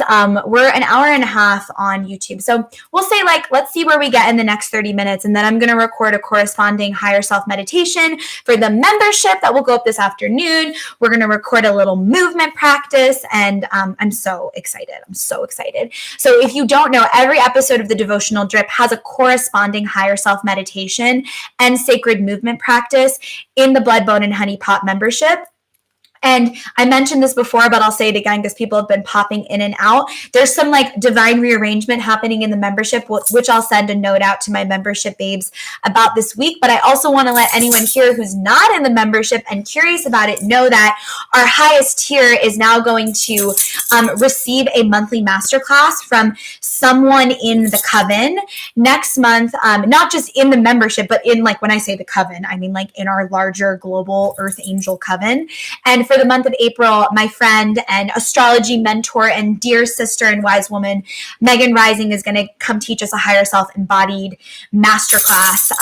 So we can embody our astrology. We did the Venus Codes Play Shop about a month ago, which was so fun, but we're going to really get into like the houses and some of the different like major signs. I'll give a more of a detailed outline on what we're going to talk about when Megan and I connect, but that will be happening in April. And then honestly, Sarah, if you're still listening live, when I was thinking about people I would want to invite into this space, like I was like, I wonder if Sarah could give us like some kind of transmission around like wild foraging and just like living in connection to the land, and maybe how to develop like a daily earth-based practice, like a reciprocity practice, something like that. So if you do not follow my friend Sarah and you're on Instagram, Wild Forage, FLX for the Finger Lakes, she is in our little chat right now. I highly recommend Sarah and her work and her magic, and you should come to the Finger Lakes region and you should go on a wild foraging hike and then come do a higher self embodied photo magic ceremony or session with me, and maybe we'll plan some waterfalls and it'll be a great time. We're seeing a lot of magic in the Finger Lakes region right now. So that's what's coming for the membership. So excited for that. So excited to bring in some other voices and the women and the people that I get to co-create with on a daily basis. I just want to like get these transmissions recorded and have them in a place where we can deeply receive from it. And then I'm also simultaneously thinking about having some kind of interview series that goes along with these masterclasses that I'm going to offer in the membership, where we also have some kind of devotional drip episode. I've also been thinking about starting a new series called the New Earth Creatrix, and maybe it lives there. I don't know. It's all still in chrysalis potential space. But in addition to like bringing in my wise sisters and colleagues and coven folk to give masterclasses, I also want to interview people, and I want to share those interviews as another form of teaching. So there's a lot being created. There's a lot in the potential of the chrysalis right now, and there's a lot to look forward to. I really need to get back into my newsletter rhythm, and that's really the best place to connect with me. Right now, Instagram stories, I'm updating a lot. In the membership, I'm updating a lot, and I try to update on my newsletter as well. So you can join the newsletter at bloodboneandhoney.com. And I'll just say again, if you want those secret spring awakening angel number prices for my promo things that I'm offering right now, send me a DM, let me know. I'll get you that menu. It's really cute. Okay. Creatrix Codes of Metamorphosis, Caterpillar to Chrysalis stage, phase 1, which is on another episode. Recognize that which is ready to end, honoring how it has served as nutrient-dense material for your caterpillar journey and evolution thus far, so that you can, phase 2, which is what we're in today's transmission, goo to wing growth, alchemize the energy of the emotion attached to that ending in the devolve of the chrysalis as you create spaciousness for clarity and perspective to arrive around how you're ready to grow and evolve as you, phase 3 of the Creatrix Codes, spreading wings to flying, emerge with new wings and consciousness, ready to fly, receive, execute, and create at higher dimensional frequencies and realities within yourself and within your day-to-day life. So we recognize, and then we alchemize, and then we emerge. We could do that within 30 seconds if we wanted to. We could also have a whole ceremony for ourselves around that, where we write out what is going into our chrysalis right now. Like, what are all the twigs and the information and all the caterpillar leaves that you've eaten so far to make that chrysalis? What's all gone into this alchemy pot chrysalis womb creation space so far, especially over the last 6 months? But really letting yourself at this moment on the planet, like, hold the trajectory of your life. Romance your story a little bit. Like, I think that's also what like Creatrix Codes and manifestation and higher self-embodiment and this more like seeing ourselves from this higher dimensional perspective and consciousness. I think it lets us not romanticize as a form of bypassing, but as a form of like devotional, divine, spiritual samadhi expression to like really honor us, honor ourselves, to dishonor ourselves is to dishonor the divine, is to dishonor God themselves, because we are Source's children. So when we honor our lives, we honor our story, we really let ourselves see like how this moment, especially if you're really like picking up what I'm putting down around alchemy and like the process of transformation being about letting more light in, being about becoming more love. If you're really feeling that in that recognition phase, I'm feeling called to invite you to like recognize your story, write out your story, be in the romantic like experience of your story. See what's in front of you right now. Really like honor it as all of the material that's here to help you ascend as more of your true self, higher self, core self, and then let all of that motivation, potential energy go into your transformation. If you were to come into a one-on-one session with me right now, that's what we would do. We would kind of suss out what's real, what's alive, what's on the altar. Then we would be like, what do we want to make with this? And you would emerge from the session with a new self-concept, new ideas, higher self-embodied plan of action, because that's how we do it. You can also hold this container for yourself, which is why I'm giving you this code. And if you write nothing or take no notes from this drip, just write recognize plus alchemize equals emerge. And just try that on as an ancient mathematical quantum mystery school higher self-embodiment activation code. Apply it to anything you want. Do some research in your heart spirit lab. See what happens. Let me know how it goes for you. I will be so curious to see like how this series supports us in, I mean, the thing that's feeling the most important right now for all of my clients, myself included, is like recognizing our power. Like at the most foundational root chakra basic level, recognizing that we are powerful, that we are golden egg at the top of the deck, that we are our higher selves, that the universe and the potential of the universe exists within us. And we can be this chrysalis for our transformation. We can be this safe, sacred, sovereign space for ourselves to become more of our true selves, more of our higher selves. We ultimately, and I would also tell you this if you came into a mentorship container with me, I may be your mentor, but you ultimately are your highest mentor. I may be functioning as a higher self-embodiment doula, but you, my dear, are the creatrix, creator, sovereign, divine birther.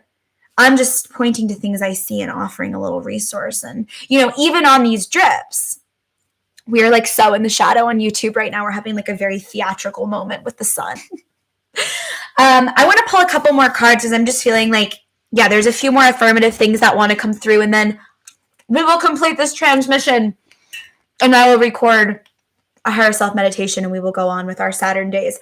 Any questions, any thoughts, any feelings, anything you want me to pull a card around? Feeling very open and available to that. I'm going to go ahead and pull something, but while I'm pulling, if you have something you want to offer in the comments, reflection, aha moment, a question you'd love a card pulled around, something you're experiencing right now, you could use some reflection around. I'm here, we're here. Feel free to.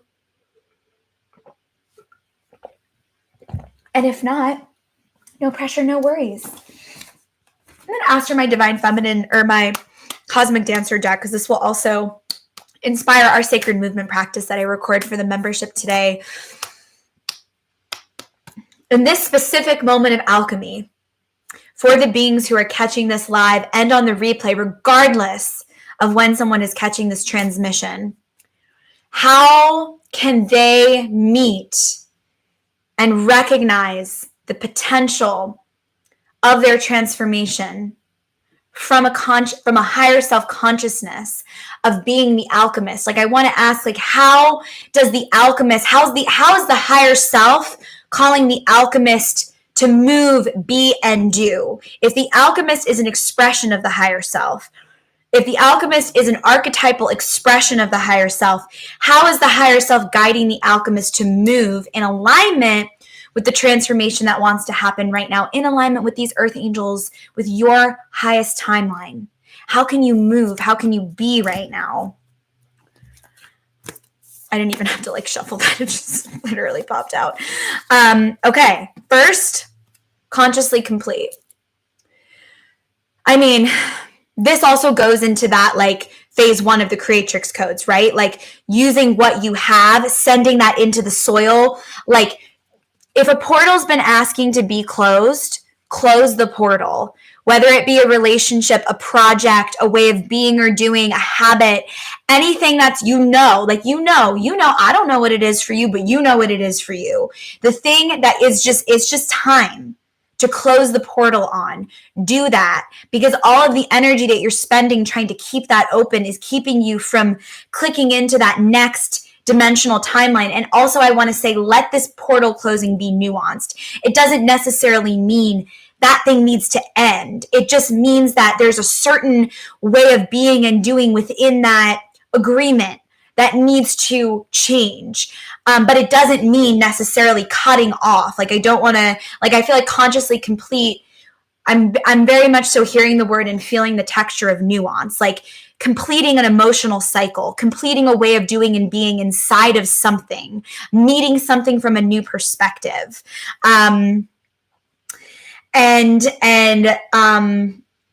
Like creating space, right? Because if we're resisting change, that's a lot of energy. That's a lot of output to resist change. So where can you consciously complete and just complete something, even having like an energetic ceremony? I'm seeing a sweetie pie here asking, wondering about spiritual resources for releasing old grief. Oh my gosh. I mean, there's so many things I could say about this. But what I want to say right now is one of my favorite, and we've been talking about this on the drip too. So I would say go back to the drip, get yourself all up in those drips. Trust 111 on the time right now, affirmed. Trust what your higher self is guiding you to when you look at those titles, and just listen and receive. Because I talk about grief a lot, like as a higher self embodiment doula, as a birth doula, as someone in the realm of embodiment and transformation. Like we can't talk about birth and bliss without talking about death and grief. And so I just want to say there's a lot of transmissions in the library for you there, and trust what your higher self guides you towards in that title. And chances are there's something waiting there for you.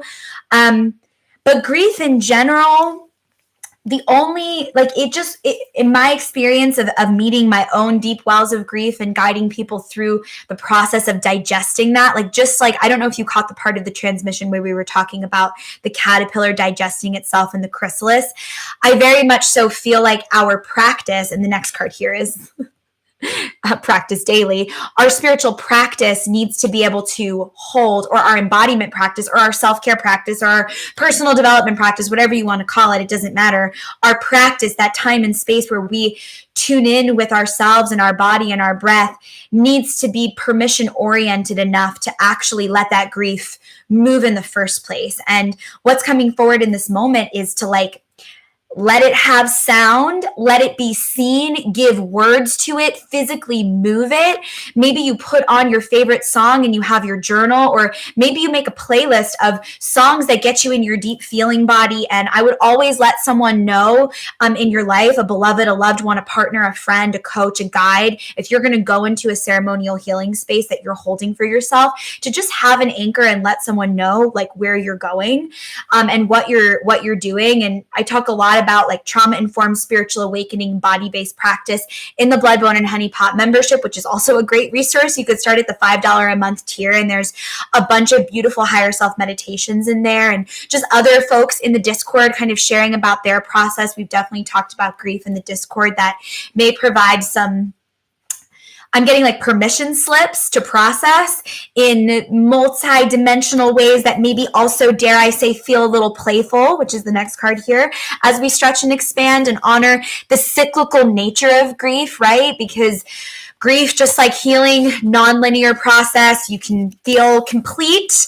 with a certain part of grief perhaps, and then it comes right up from the belly again and it's hungry for more. I think grief can be like this hungry monster almost in our belly. So that's why I'm just feeling in this moment offering, create a sacred container for yourself, make a playlist with songs that give you deep feeling in your body, get out your journal, burn some sacred herbs, have space and time in this day that you plan this, where you just can like make sound and sprawl out and have colored markers, and maybe look up some kind of meditation on YouTube or join us in the Blood, Bone, and Honey Pot, have some kind of anchoring for your practice, and then go in, let yourself start moving it, draw what the grief looks like, write what the grief looks like, let those songs that you feel a deep connection to help move that energy through your body. Some of my most ecstatic grief clearing healing practices have been me on my hands and knees, tears slobbering, into my journal and onto the floor, incoherently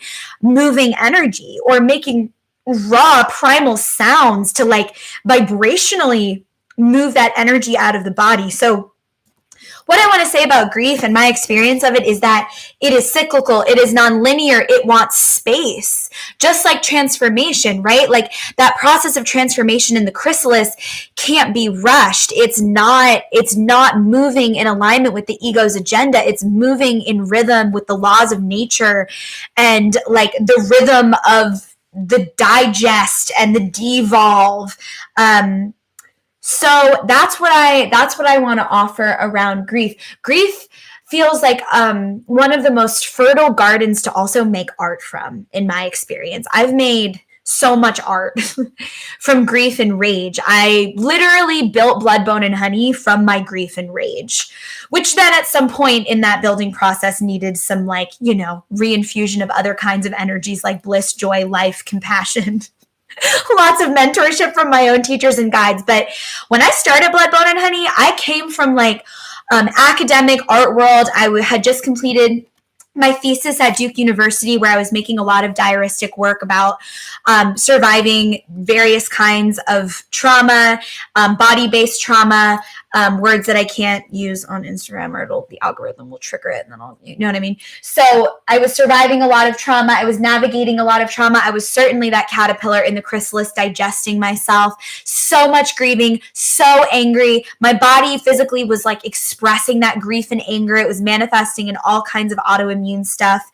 And I was making fucking art from that place.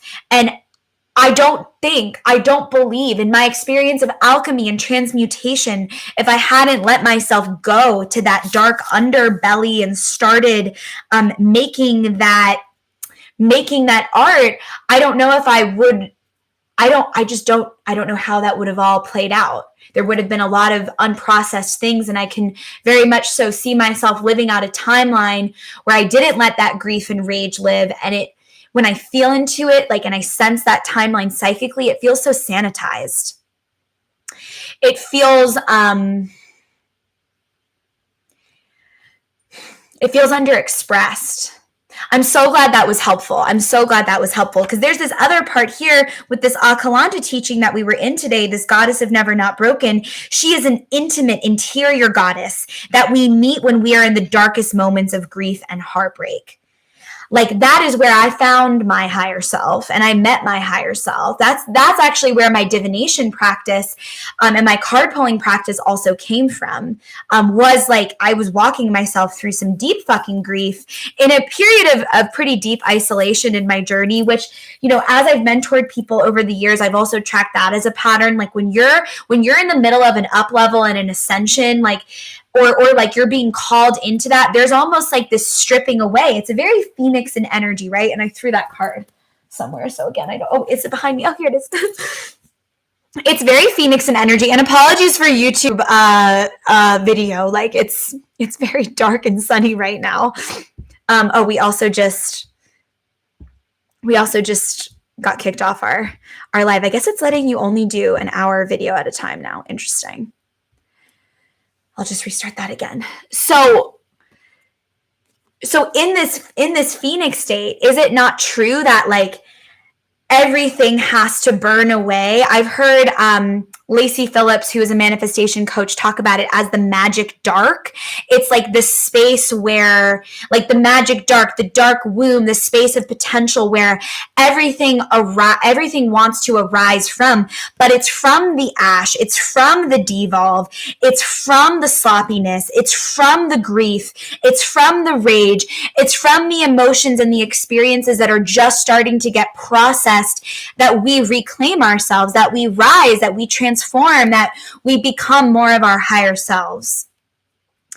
I'm still feeling like not done. I just love the devotional drip so much. I want to pull a few more cards, and then we really are going to do our higher self meditation, because I want to keep these drips under 2 hours. Sometimes they really end up being like 3 hours.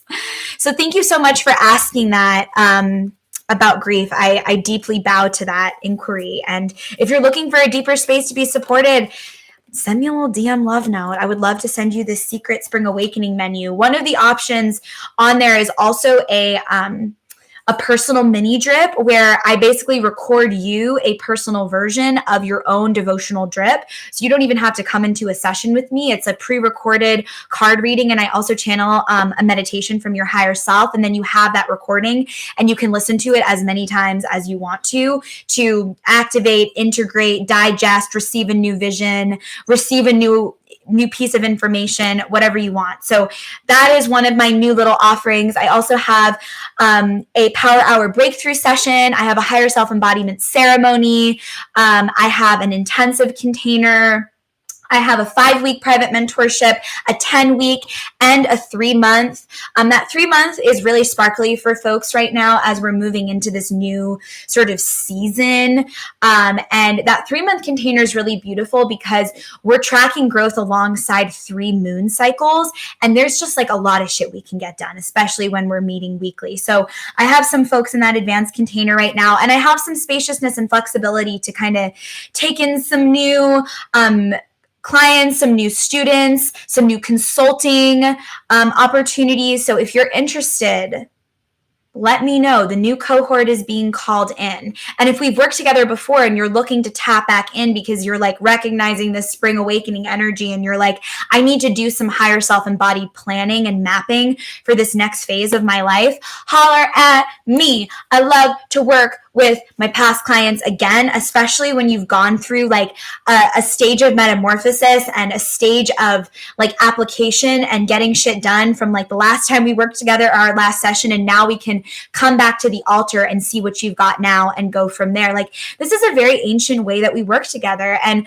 I do work with clients over years, and then a lot of times my clients end up becoming part of like my network, my community, people that I'm then hiring to be my consultant for things I'm working on. And this is how we build the new feminine economy.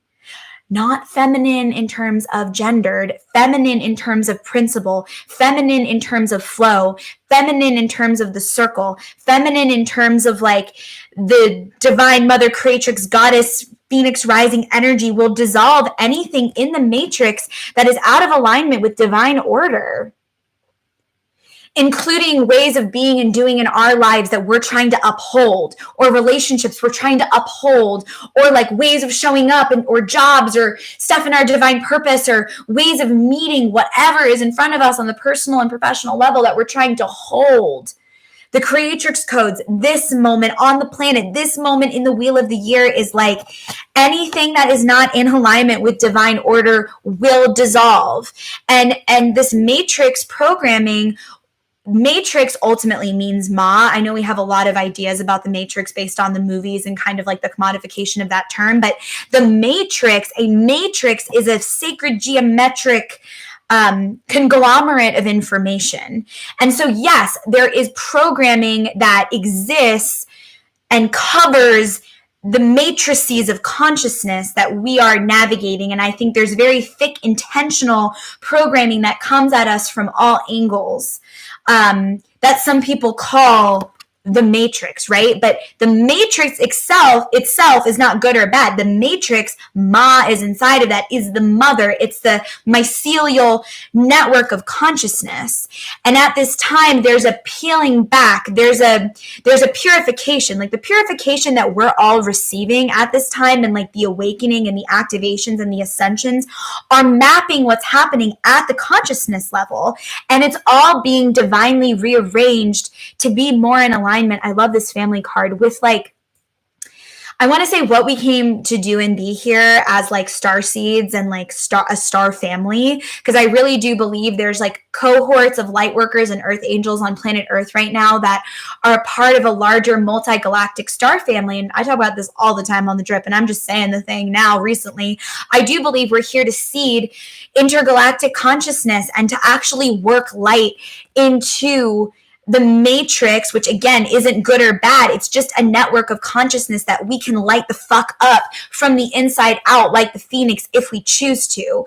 But we're going, and this is the mystery school teaching, we're going to be brought through that initiation first before we are like really, I'm seeing a huge hawk circling in the sky. We are brought through that initiation first, hawk perspective, always reading all the signs, so that we can arrive at a new perspective, a new self-concept, a new identity, so that we can really meet like this global ascension and the light work that we are here to do on this planet from that place in consciousness. And another card I pulled this week is that feel I'm just seeing right now in my mind's eye is you are not alone.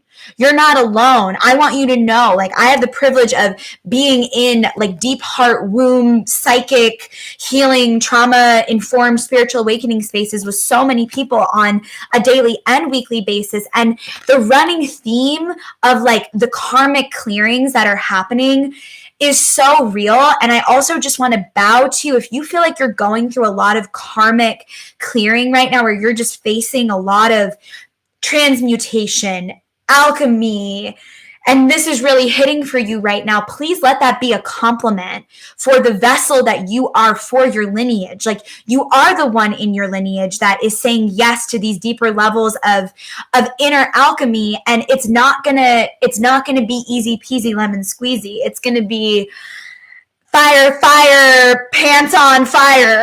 Like, it's gonna be fiery, ashy, dissolvey, and also beautiful if you let it be art. I was just talking to a dear friend of many years this morning who's going through some shit right now. I mean, talk about some karmic recalibration, retribution, reconciliation, ascension. And what I just wanted, as he was telling me about what he was moving through, what I just felt so called to say with him is like, and you get to make art with this. And you get to make art with this. I have been hearing in my deepest being since I started Blood, Bone, and Honey, and since I started receiving like literal hundreds of questionnaires from people telling me that their self-care wasn't hitting the spot. They felt like they were ready to rise in their power, but didn't know how. They wanted to care for themselves at a deeper level that actually let them meet the transformation that was calling them, but didn't know where to start. They were seeking support. And what I found in that seeking, also with myself, seeking my own support, seeking my own mentors, is that ultimately, and here's that play card, if our self-care, if our daily practice, if our expansion, if it doesn't feel like play, as we're stretching and expanding, there's a little being inside of us that's going to be like, well, I don't want to do it then, because I didn't come to planet Earth, to one of the most dense planets in the universe, where things can manifest in a way that's so alive. I mean, just look at the ecology of this planet, even compared to just the limited amount of information that we have about other planets in just our solar system, not to mention the other infinite black hole, multi-galactic, multi-dimensional solar systems that, you know, we're not even really, or just barely starting to talk about. Let's put it that way. Like Gaia, planet Earth, this witch is regenerative. She is cyclical. She's got water. She's got vegetation. She's got species. And so if we're going to be here, one of my mentors, Hathor and Green Tara, actually, and Isis, all of those goddesses in their transmissions and their teachings talk about planet Earth as the ultimate mystery school and grounds for ascension, because it's so physically dense. It's so physically real. There's so much, the elements are so physically manifested and waiting for us to work with them. And, you know, if we are a map of the multiverse and also Gaia, Chinese medicine points to the way that we are also made up of of all of the elements. So please also remember that in your alchemy practice. Maybe you're in a container of grief, like we were talking about for that Sweetie Pie Earth Angel before, who asked about grief and clearing that. Maybe you're in that and you're also then calling on different elements. Like in your journaling practice, do you need to like use the element of fire? Do you need to bring in the waters of compassion? Do you need to like literally open the windows, change your clothes, burn some smoke in the space, bring in that element of air, clear the energy? I mean, we could go on into the realm of vibration and the element of ether and all the things. We could go into the element of light. Do you need to literally be in your journal translating light codes from the meridian points that connect your heart to your hand and just transcribe a little something in your journal that you then turn into a whole online course, or I don't know? The point of all of this is to say you are powerful and you have so many elemental consciousnesses within you. This planet is so fertile for your ascension, for what your soul signed up for and said yes to. Don't miss the sweetness amidst the pain and the rubble and the ash. Where can you let it turn you on, motivate you? Look at this little like heart activation I'm getting right now. Like, where can you let it quite literally just ping at the center of the heart and activate you from that space? So like Akalanda, you're like, it may feel like I'm being stretched to my edges and it may feel like my heart is breaking. It may feel like the world and, everything is against me. But what I know in my deepest belly, what I know from the consciousness of my higher self is that I can scoop up that underdeveloped part of my nervous system and I can bring that little being along for the ride with me. And I can be, as my teacher does of the Rich Witch Life, offered me such a deep teaching of for so many years when we mentored together, which is you can be powerful and in process at the same damn time. And I don't know, I'm not coming here as a fully healed higher self embodiment doula giving you this transmission, but something I used to believe is that, and this was my perfectionism, that I had to be in a certain state of healing before I could actually offer the level of transmission that I feel from my fucking belly I'm here to offer. And that took years of mentorship and private coaching. And God, I mean, I probably invested close to $200,000 in my own education and schooling and healing at this point. Self-generated too, mind you, and also we could talk about money on another transmission. There's a whole lot that comes alongside of that. What I want to say is healing is an investment. There's no way around it. Just like there's no way around a daily practice. I said this on the last drip. I've tried every which way. My little being that's so good at breaking the rules and just kind of figuring out a way around the corner. I've tried to not have a daily practice, and it doesn't work for light workers. We're too psychic, we're too sensitive, we're too spongy. We need that daily practice to wring out our sponge and then soak in the codes that actually feed us. Maybe your daily practice today is listening to the devotional drip and writing a couple of essence points of consciousness, just little anchors that you can return to at different points throughout the week to remind you and tap you back in. Maybe that's your practice today. Your practice doesn't necessarily have to be long and lengthy, but if you are looking to transmute something deep, it's going to have to be there's just some logic meets liberation that we have to weave together when it comes to our practice. If it's a deep grief clearing, you're going to need a couple hours and maybe a couple years and maybe some investment monetarily and maybe a coach and maybe a teacher. Don't task yourself with that alone.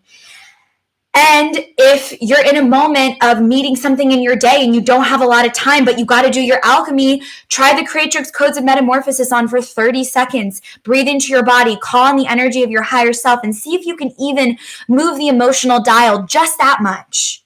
Just that much. Because in alchemy, we're not concerned about, and even in transformation, and especially in personal development, I mean, this is so true when I work with clients, we're not judging the validity of the transformation or the power of the transformation or the alchemy based on how different the state changes. That's a masculine, patriarchal, how big can we go?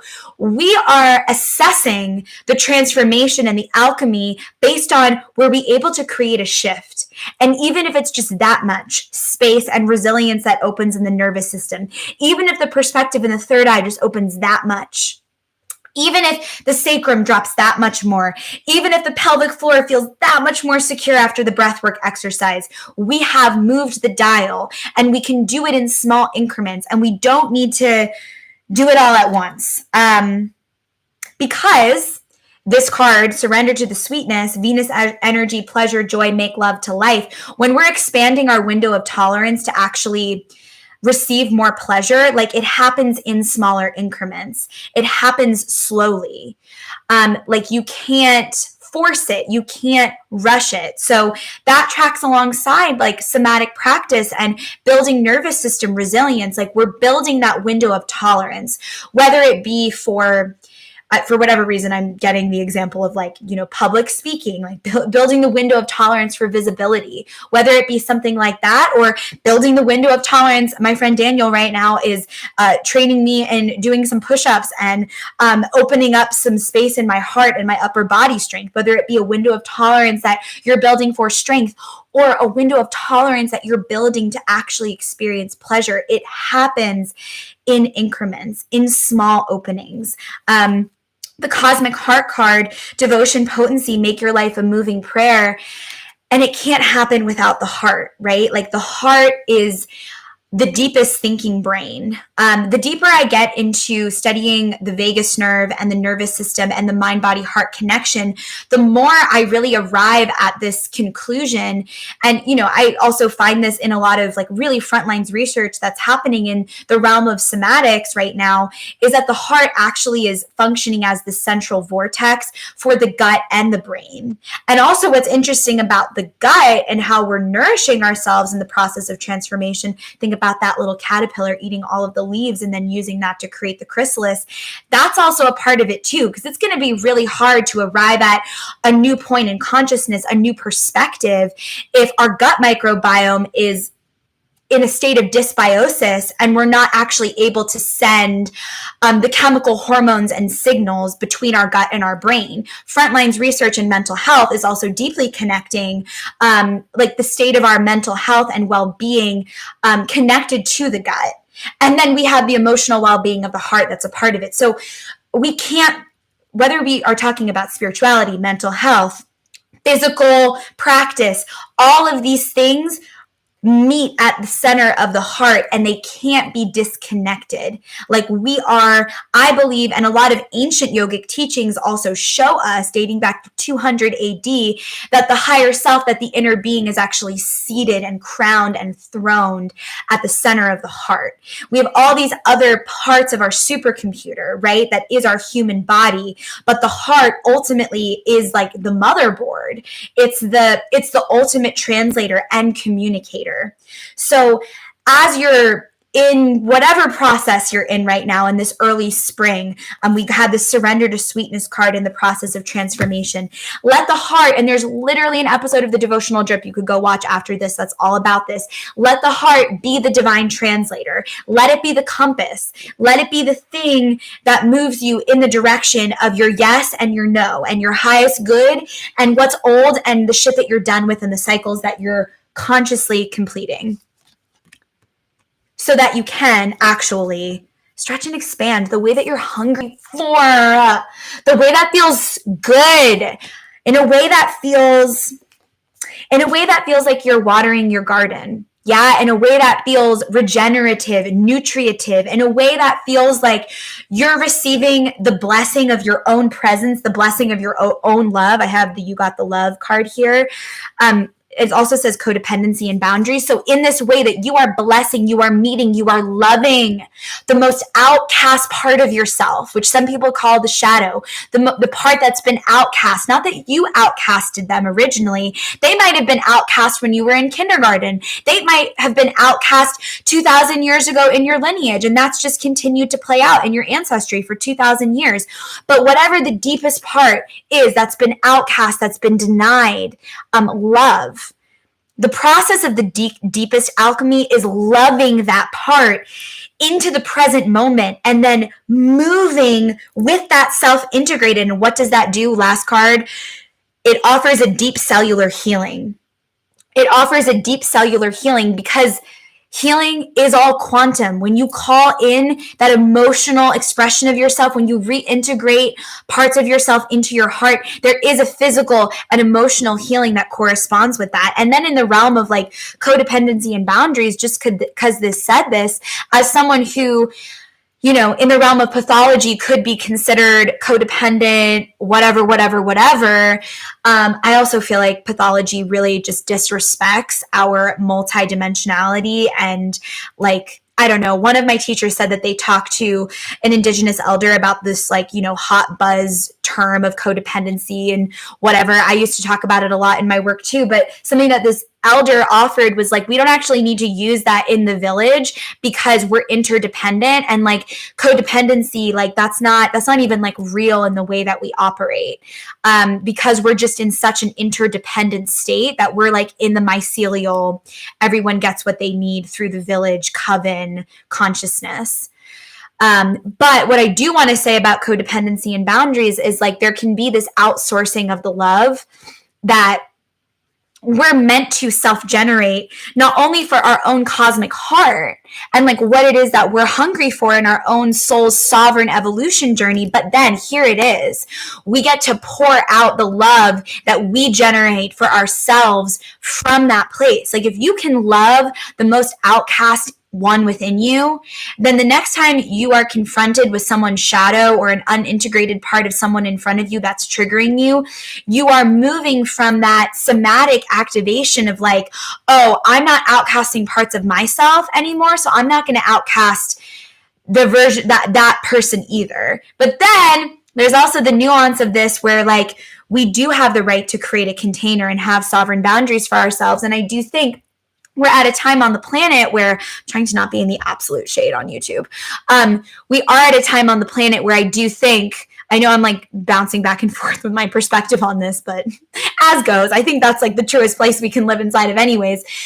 This moment on the planet, I do think there's a lot of like codependent narcissist programming being played out, but ultimately, and this is my theory that I've shared many times on the drip, I think that starts in the way that we are in relationship with the state and like authority in general. And when I'm like such a nerd and a geek for like the rise of the state, the rise of capitalism, how that intersects with the oppression of women and the divine feminine, something that I've noticed inside of that as I've been in that research, the Great Cosmic Mother, wonderful resource for that, also Against the Grain, another great book if you're interested in that conversation.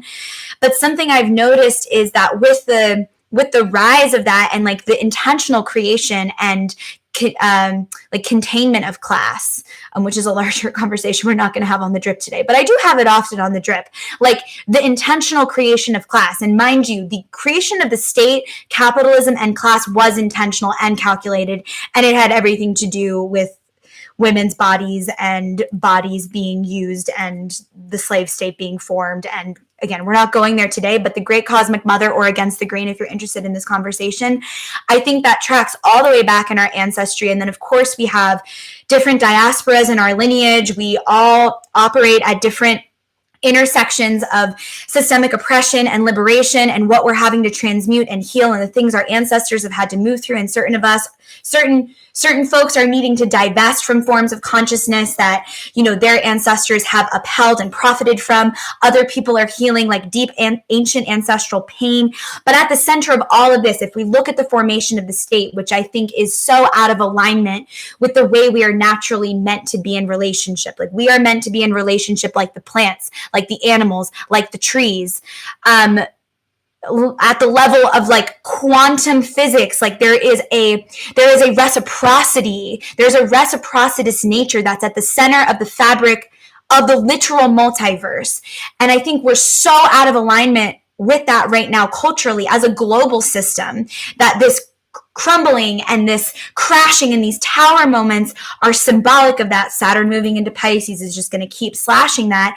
And in the midst of that, of 2,000 years at least of the creation of the state, there's been this like permission seeking that's had to happen, this rule following that's had to happen, these boxes that have had to be checked off, or you may have been killed, you may have been thrown out, you may have not belonged. Like if you don't check off the little boxes of capitalism as it stands and all the things you need to do, someone could show up at your door threatening to take away all the things. Tell me how that doesn't create a narcissist codependent paradigm between the state or any form of government and its people, when it's based on hierarchy and that kind of classism. So I get really perturbed, is that the word? When people talk about codependency and narcissism like it's some isolated experience between two people, as if one person could just be a narcissist and another person is just codependent. That shit's not real, but pathological psychology can monetize off that, medicate you based on that, make a bunch of money and keep making you think that you're broken. Akalanda says, I'm the goddess of never not broken. I'm actually going to trace the line back to where this is a cultural systemic issue. And I'm not codependent. I just need to learn to love myself from a deeper place of higher self-integration and then pour that love out on the people in my life, because that's what we're here to do and be with each other. So that's just my note on codependency. If you're wondering my POV on that. And it continues to transform and change, but I have a lot of thoughts about kind of TikTok mental health, real Instagram, social media mental health world, and how everyone is self-diagnosing, and almost the way, like if you already have a self-concept and an identity that you're broken and a problem, that your nervous system is going to want to eat that right up. I speak from experience, and you're going to want to self-diagnose and make yourself an issue and list out all the things that are wrong with you and focus on that. And guess what happens? In my experience and working with my clients in this space for at least a decade now, you become what you focus on, and then you're going to have to divest from it anyway. So anyone who's listening live or on the replay, we got people on Instagram, we got people on YouTube. If you're listening in this moment, there's a reason. It's the season of your life where you claim that you're not a problem. There's nothing wrong with you. You're not broken. You don't need to be fixed. There's just parts of you that are asking for more love, more attention, more time, more practice, more movement, more sound, more medicine, more magic, more touch, more kisses, more hugs, more mirrors to your innocence. And if I can just be a mirror to your innocence today, then I've done my job. Because you're not broken, there's nothing wrong with you. You're divine by design. You are transmuting centuries of karmic information. And you are the vessel through which all of this is happening. You are not your thoughts. You are not your feelings. You are not your stories. You are the one who has your thoughts. You are the one that feels. You are the one with a story. To identify as the one, to identify as the I am, is to identify as the higher self, as the master mentor to all of the parts of you that are looking to get loved. Because that's the truth. At the root of it, even the parts that act like they don't want love or they don't want to be touched or talked to, they want love. They want attention. They want light. They want water. So water your garden. Water the garden, this card says, of all of the beings within you who are hungry for resource, attention, your time, your space. Like something I ask to my clients all the time is, are you hungry? Are you thirsty for your own self-attention? Is your heart asking for your own attention? The attention that you can only give it, that not even the most aligned divine lover could give you. That not even the best mentor, teacher, coach, guide could give you. There's a space that only you can touch. We say that every devotional drip. That is your sovereignty. That's your higher self. That's your psychic multidimensionality. It is your birthright. It is your birthright to live from that space. Would it be an episode of the devotional drip if I didn't pull a page from my favorite book ever and mention the Sophia Code? Oh my God, this is the same page I opened to last devotional drip. Let's just read this again. With you becoming the inner mother and father to your own inner child, in the journey of parenting yourself, you will come to find that it is your own innocence that knows the exact words and self-loving actions that you need to receive from yourself for healing your deepest wounds. When your inner child is honored with karuna compassion, which is that compassion we were talking about, the kind of compassion that's non-logical, it goes so deep, it blesses your innocence, it scoops up up all of the parts that are thirsty for love and it just shines it in. That is Karuna compassion. When your inner child is honored with that, when you honor your own fucking innocence, here's what happens. That aspect of you reveals itself, the Sophia Code teaches, as the Phoenix child within you. Some of my other teachers have called this the magical inner child, or I call it the higher self. Like, it doesn't really matter what we call it. There's an aspect of our innocence that gets revealed through our capacity to let our self-love reach that deep. That's the point. That's the alchemy. That's the magic. The Phoenix child is the invincible or the magical inner child, or your innocence is the invincible embodiment of your innocence that was never harmed in your suffering. It's the benevolent observer that was there when all of the things in your life that have happened to you, but even the most, and I say this as someone who survived a lot of abuse and like just by the textbook, complex trauma, even the most abusive motherfucker couldn't have touched this place within you. That's the good news. That's not the bypassing news. That's the good news. That's the place where the alchemy happens. That's the place where you reclaim yourself. There is this space that was never harmed in your suffering. And this passage talks about your own angelic nature, like the phoenix, that arises again and again and again from the ashes of the past, with the power to unconditionally love yourself and all others, with the wisdom of compassion that has survived within you. When you practice holding yourself with great tenderness, you eventually become whole within your relationship with yourself. You trust yourself, emotional safety, which is a huge texture of work I do with my clients. Emotional safety, being an emotionally safe garden, terrarium, sacred space for yourself to feel and move through whatever needs to come through, whether it be ecstatic bliss or grief or anything in between.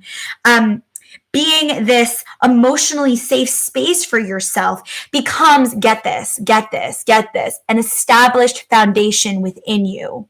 What if being an emotionally safe space for yourself was like a new set point in consciousness and a new established foundation? That's what the teachings of spiritual alchemy offer. The feelings of safety and wholeness within yourself allow for you to reconcile with the truth of your sovereign divinity, with your sovereignty. It is from this foundation that Karuna compassion in general, can then initiate you. So your compassion is now going to initiate you. Your self-love, this is the higher self-embodiment teaching. The metamorphosis is now going to initiate you. Self-initiation. It's going to initiate you into what?